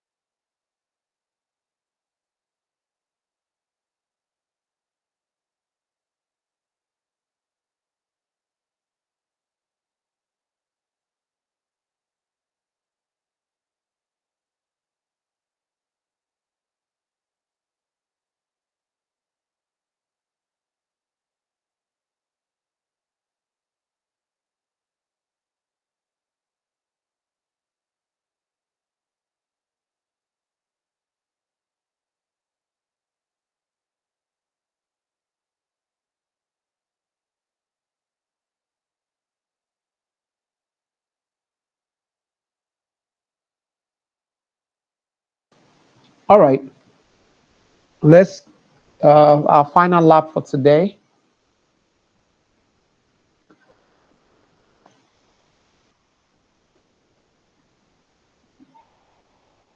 So I'm going to play you. Can do a calculation on Thursday. I've explained monopolistic competition in this video. This one of these videos right here. Yeah. So you could take a look at that. Okay.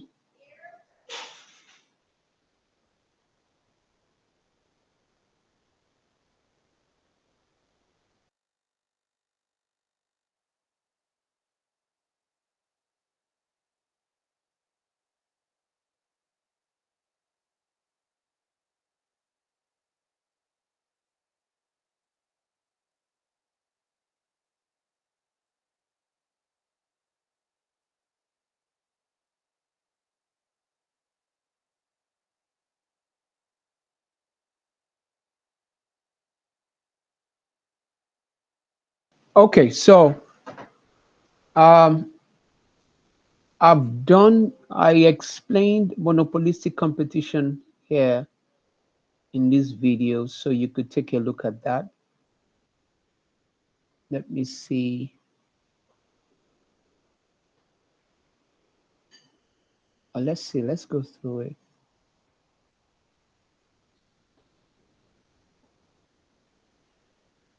Let's go through it again.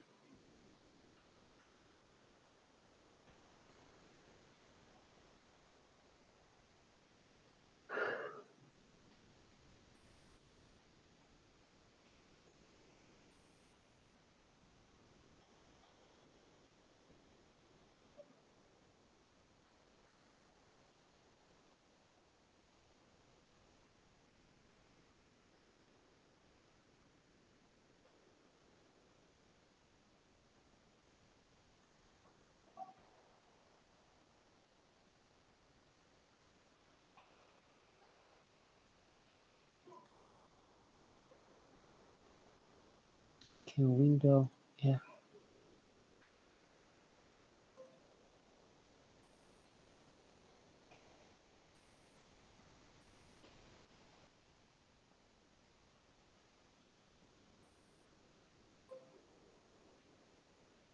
Okay. So instead of presenting window, can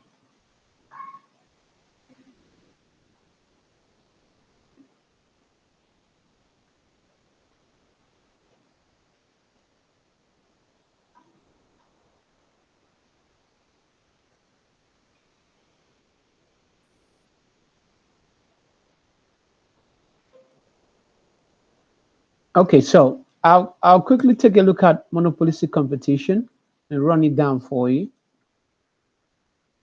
So for monopolistic competition, it's different from, it's a little bit different from a perfect competition, but it's a combination of monopoly and it has some elements of monopoly in it and some elements of perfect competition in it. Okay. Most reward markets are competitive, but not perfectly competitive because firms in these markets have some power to set their prices as monopolies do. We call this type of market monopolistic competition. So what is monopolistic competition? Monopolistic competition is a market structure in which you have a large number of firms compete. Each firm produces a differentiated product. Firms compete on product quality, price, and marketing. When firms compete on quality and marketing, we regard this as non-price competition. 4, firms are free to enter and exit the industry. And 5, there is perfect information. Who can tell me one basic difference from this? Can you tell me one basic difference between perfect competition and monopolistic competition? Can you tell me one basic difference between perfect competition and monopolistic competition?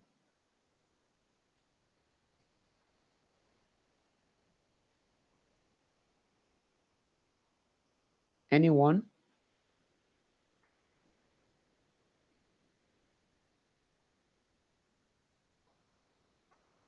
You can't tell me one basic difference between perfect competition and monopolistic competition.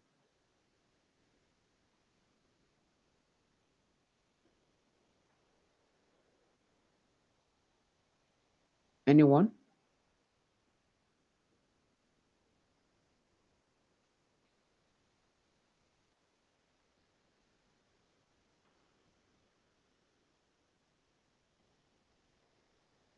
Gary. Gary is not in class at the moment. Kayakers, what's the major difference between perfect competition and monopolistic competition?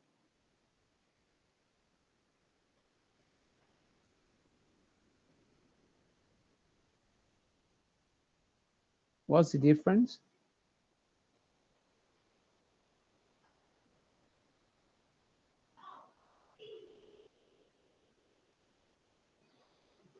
Mesit, what's the difference between perfect competition and monopolistic competition? If you guys don't answer that, I assume that you're not in class.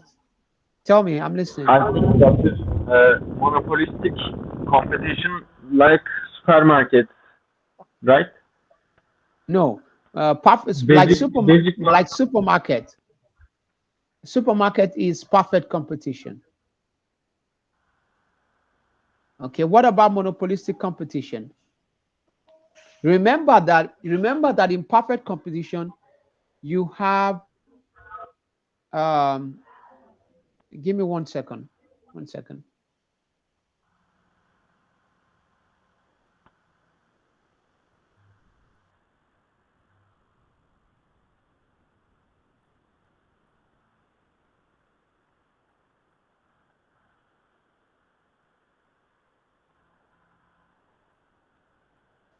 Okay, so remember that in perfect competition, you have many buyers and many sellers, and you have identical products, identical, the same, they sell about the same thing in perfect competition.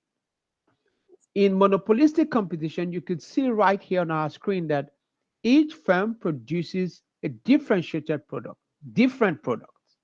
So can you, different products, but at the same time, look at number one, it says large number of firms compete.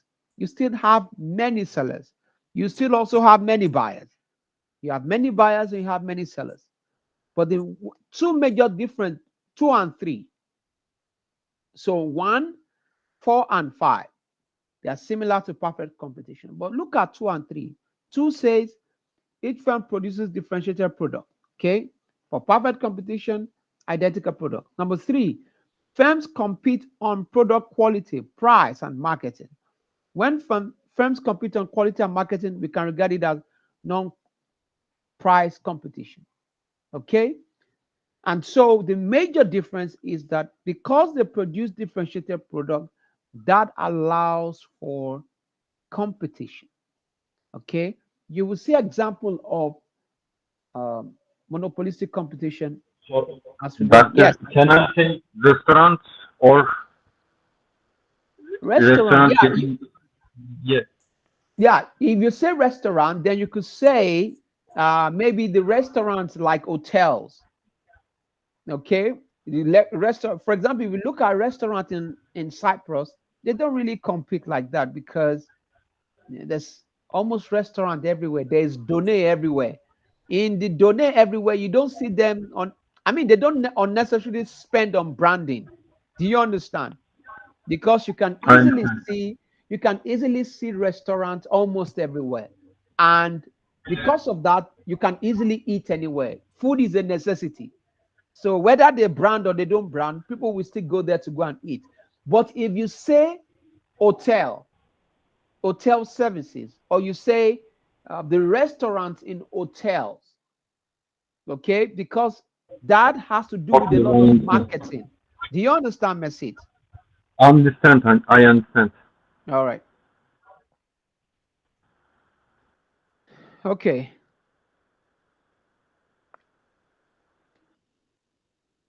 Let's write on.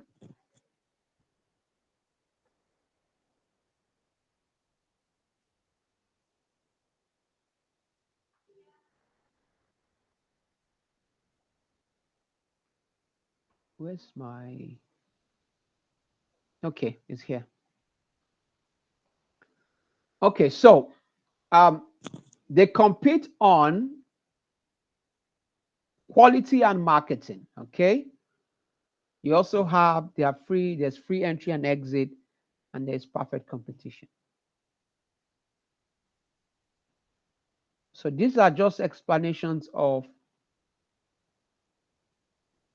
I want to be sure, yeah. These are just explanations of those points I just raised. Okay. They are just explanations. Yeah. I must mention this. In monopolistic competition, we usually say that collusion is impossible. We say collusion is impossible. Why do we say collusion is impossible? We say collusion is impossible because there is competition. Okay? And you have, aside that there's competition, you have many sellers. Anywhere you have so many sellers, it might be difficult for there to be competition. So collusion simply means firms coming together to control the market. Control the market in the sense that to control the market share, to be able to have more people buying their products. Firms in monopolistic competition would like to be able to conspire to fix a higher price called collusion. But because the number of firms in monopolistic competition is large, coordination is difficult and collusion is impossible, or collusion is not possible. So this is product differentiation. A firm practices product differentiation if it makes a product that is slightly different from the product of competing firms. A differentiated product is one that is close substitute but not perfect substitute for the product of the other firms. Some people are willing to pay more for one variety of the product. So when its price rises, the quantity demanded of that variety decreases, but it does not necessarily decrease to zero. For example, Adidas, Asics, Deodora, Etonic, Fila, New Balance, Nike, Puma, and Reebok all make differentiated running shoes. If the price of Adidas running shoes rises and the price of the other shoes remain constant, Adidas sells fewer shoes and the other producers sell more. But Adidas shoes don't disappear unless the price rises by a large enough amount. Now, product differentiation enables a firm to compete with other firms in three areas: product quality, price, and marketing. Quality. The quality of a product is the physical attributes that make it different from the product of other firms. Quality includes design, reliability, the service provided to the buyer, and the buyer's ease of access to the product. Quality lies on a spectrum that runs from high to low. Some firms, such as Dell Computer and Corp, offer high-quality products. They are well-designed and reliable, and the customer receives quick and efficient service. Other firms offer low-quality product that is poorly designed, that might not work perfectly, and that is not supported by effective customer service. Price. Because of product differentiation, a firm in monopolistic competition faces downward sloping demand curve. So like a monopoly, the firms can set both its price and its output, but there is a trade-off between the product quality and price. A firm that makes a high-quality product can charge a higher price than a firm that makes low-quality product. Marketing. Because of product differentiation,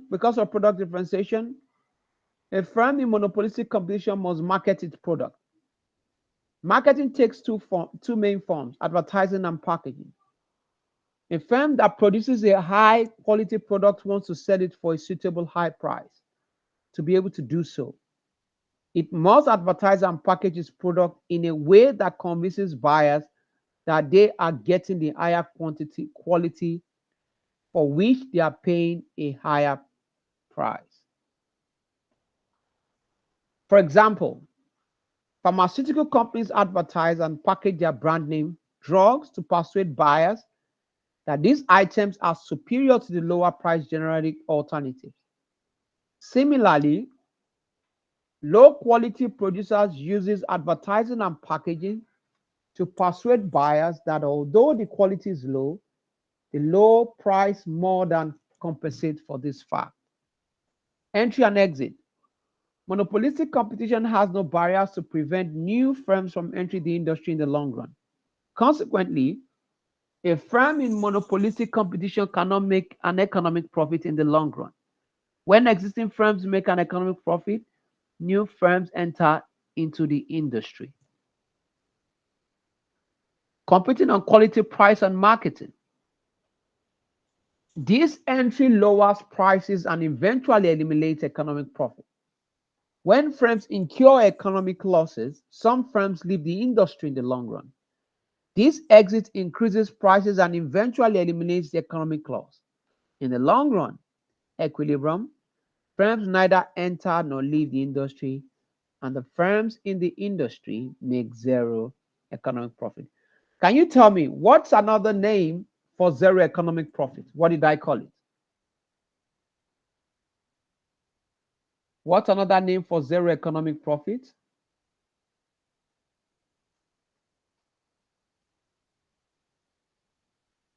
Another name for zero economic profit. What did I call it?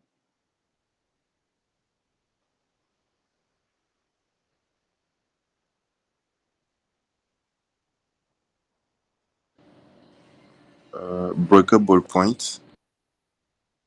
Break-even point. Yes, good. Okay, yeah, break-even point.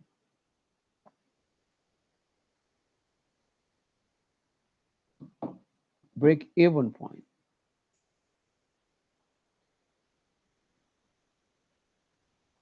Okay, so let's take a look at examples of zero economic profit, break-even point, or normal profit.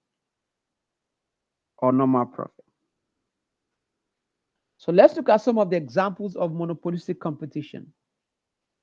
Okay, there's no box.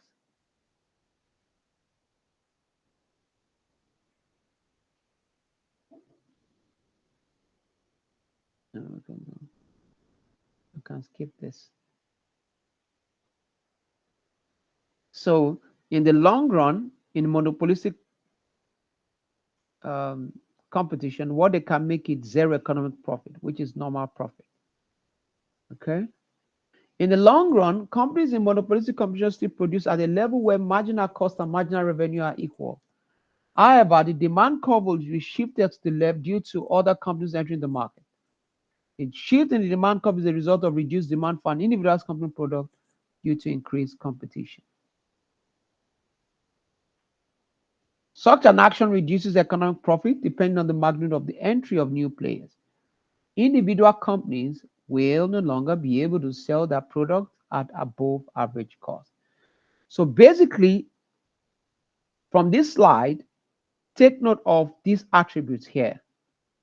Take note of the attributes of monopolistic competition. Okay, large number of firms compete. Each firm produces a differentiated product. Firms compete on product quality and price. And firms are free to enter and exit the industry. So take note of these attributes, okay? So let's see this again.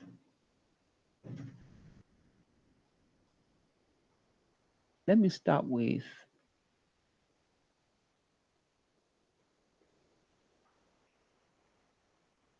we'll do our calculations. We have some calculations for next week, but let's take a look at monopoly.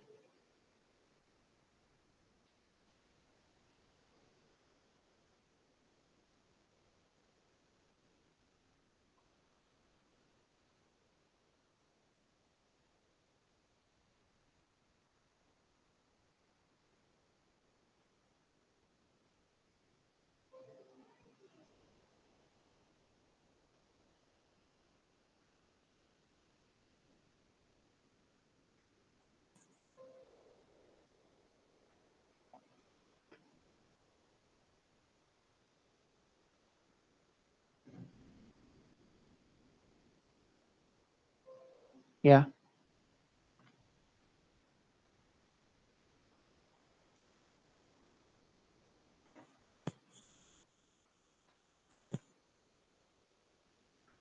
So let's run through monopoly. Okay. So before I run through monopoly, can you guys tell me some of the attributes of some characteristics of perfect competition? Can you tell me some characteristics of perfect competition?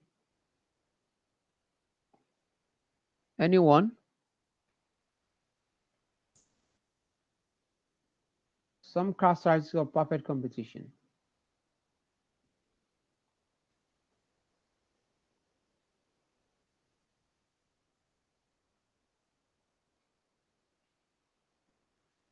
What are some of the characteristics of perfect competition? Okay, I'm listening. Gary?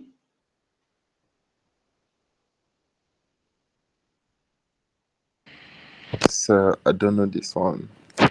No, not this one. I said perfect competition, not this one.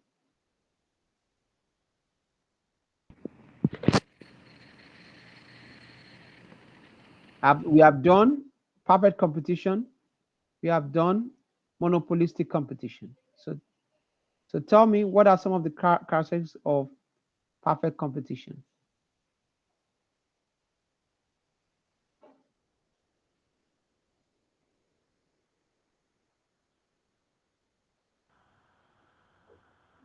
Sir, Yes, tell me.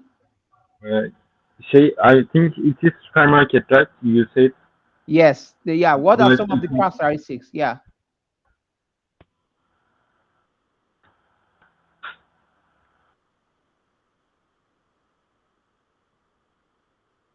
Yeah, tell me.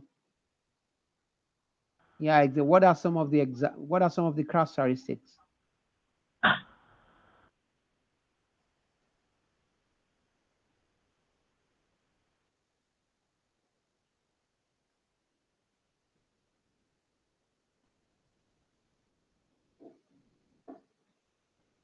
Kayakers?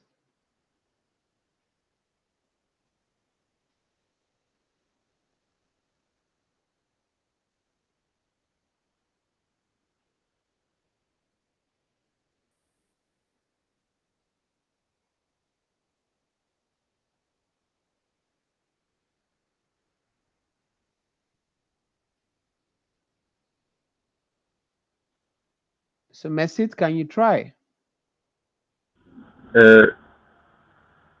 I can say it's supermarket, this one, but is it wrong? Monopoly to hotel? So when I say the characteristics of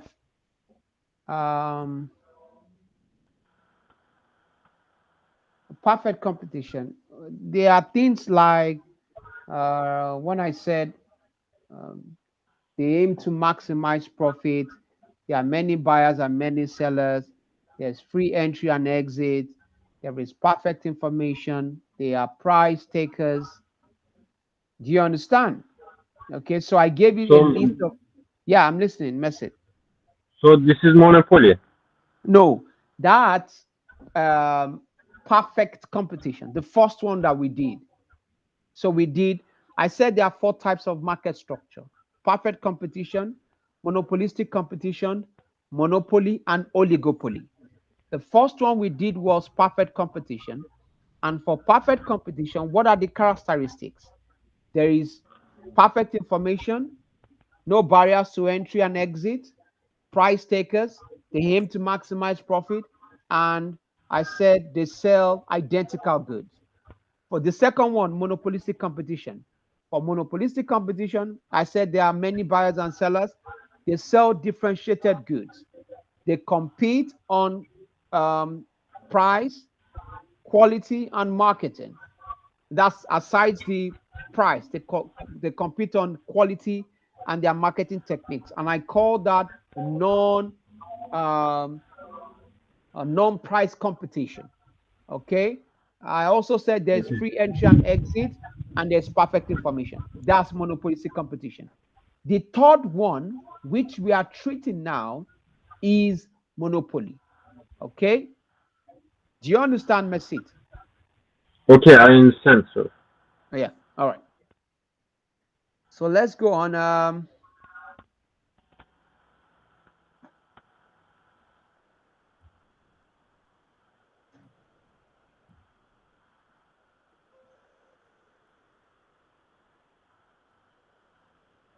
So a monopoly is a market with a single firm that produces a good or a service for which no close substitute exists, and that is protected by a barrier that prevents other firms from selling that good or service. So if for perfect competition, you have many buyers and many sellers. For monopolistic competition, you have many buyers and many sellers. For monopoly, you just have one major seller. You just have one major seller. Okay? One major seller. Like fashion house, right? This one. Kitchen house. What do they sell? Fashion. No, fashion house like Gucci or brother like brand to sell Yeah. fashion. I don't know Or what they sell. beer brand like That's Amsterdam or yeah, that is if that is the only beer brand that you have. For example, in Cyprus, do we have a monopoly? Let's see. Can you think of any company that it is only that company that sells the product? If you have a company in Cyprus such that it is only the company that sells the product, then let me see. Can we think of any company? service. Okay, I think let's assume you have, for example, Chinese. You have a Chinese company that sells Chinese foods. So if a Chinese company that you only have one Chinese company that sells Chinese food, just one of them, now that's a monopoly because it's the only single provider of that service or seller of that good. Do you understand? I understand, but I wanna ask you. So we sold this like name. Let's assume we sold beer like Amsterdam or like fashion like Gucci. So we are only one seller, right? Yes, but they are not. For example, those beers that you mentioned, they are not. You can't call them monopoly. Just one name. Yeah. Nobody sold this, so it's like monopoly, right? Yes, if it's just one, those beers that you mentioned, is it just for one company? Yeah, just one company made it, just one brand. Just yes, that's a monopoly. If it's just one brand that are, for example, that beer, and that is the only type of beer, maybe based on their flavor, based on the taste, yes, you can say that is a I monopoly. understand now. Do you understand? In such a Yeah, I way that, understand. for example, see that company, if the kind of beer that they are selling, such that nobody can ever make such a beer. No one. They try, but you can't make such a. Then they are a monopoly. Do you understand? I understand. Yeah. So a monopoly is just a single seller of a product. They are the only one available to sell that product. Okay. Now, this part is very important. This one, barriers to entry.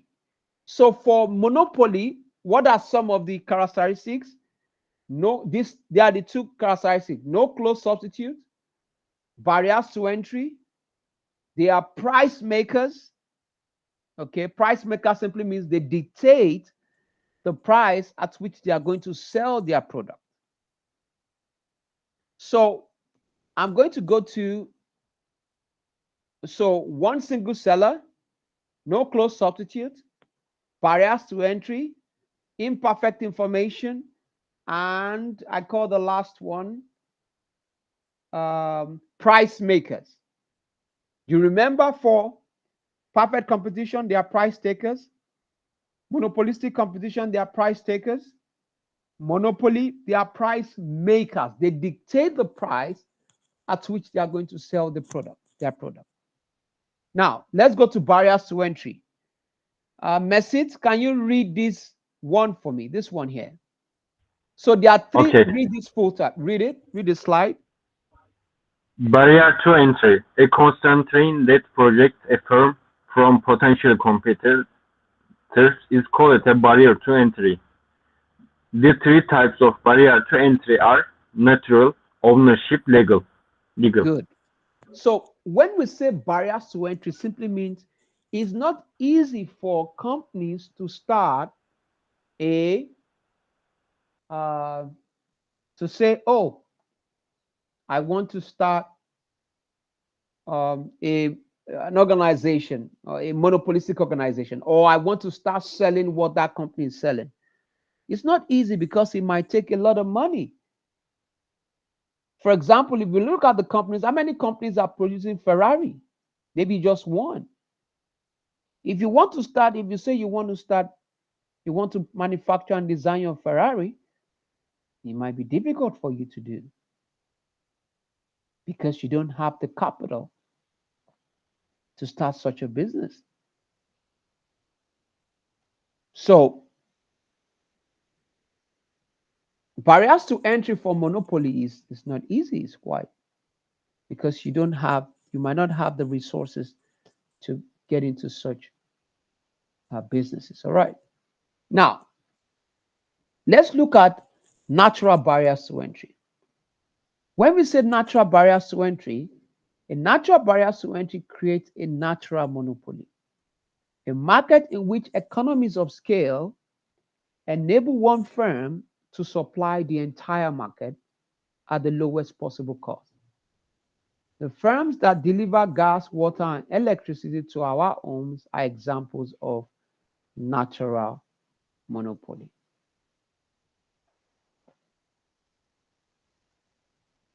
So this is the graph of a natural monopoly. And if you take a look at this graph very keenly, one of the things you will see is that at this point here, there's a point here, this lower point where you have 5 and you have 4 quantity millions of kilowatts. At the lowest point, that tells you that a firm can supply the entire 4 million kilowatts at the price of 5, let's say $5 or 5 cents. Okay, if a firm can supply the entire market, 4 million kilowatts at 5 cents, what that means is that it might be difficult for any company to come into the firm, come and do that kind of business. Because if you are going to come and sell at this price, if you are a new biz company that you are coming into the industry to come and sell at 5, you can't afford it. But remember, I said natural monopoly, economies of scale. So economies of scale occurs when a firm can supply the entire market at the least possible cost. That's what you have on this graph. This firm can supply the entire market, 4 million kilowatts, at 5 cents. Okay? At 5 cents.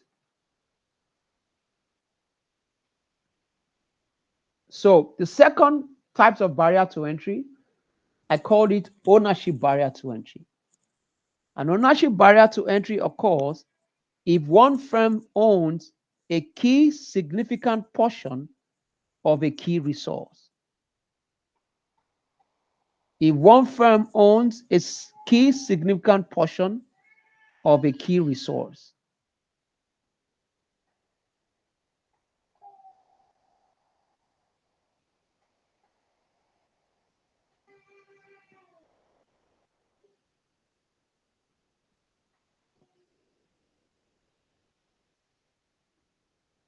Okay, so we take a look at legal barriers to entry.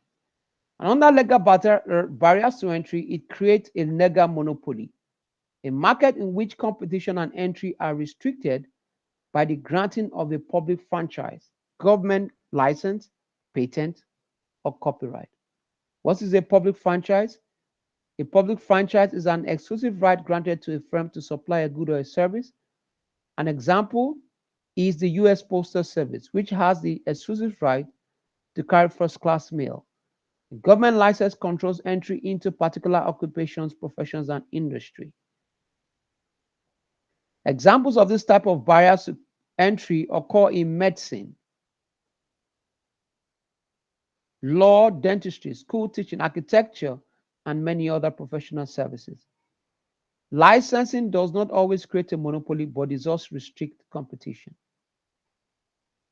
A patent is an exclusive right granted to the inventor of a product or a service. A copyright is an exclusive right granted to the author or composer of a literary, musical, dramatic, or artistic work.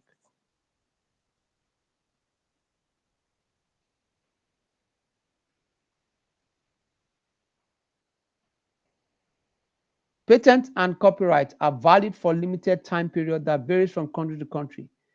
In the United States, a patent is valid for 20 years. Patents encourage the invention of new products and production methods. They also stimulate innovation, the use of new inventions by encouraging inventors to publicize their discoveries and offer them for use under license.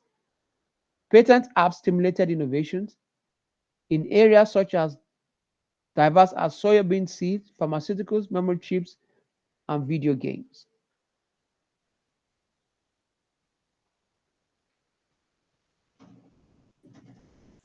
So, for a monopoly, you can have a single price monopoly and a price discriminating monopoly.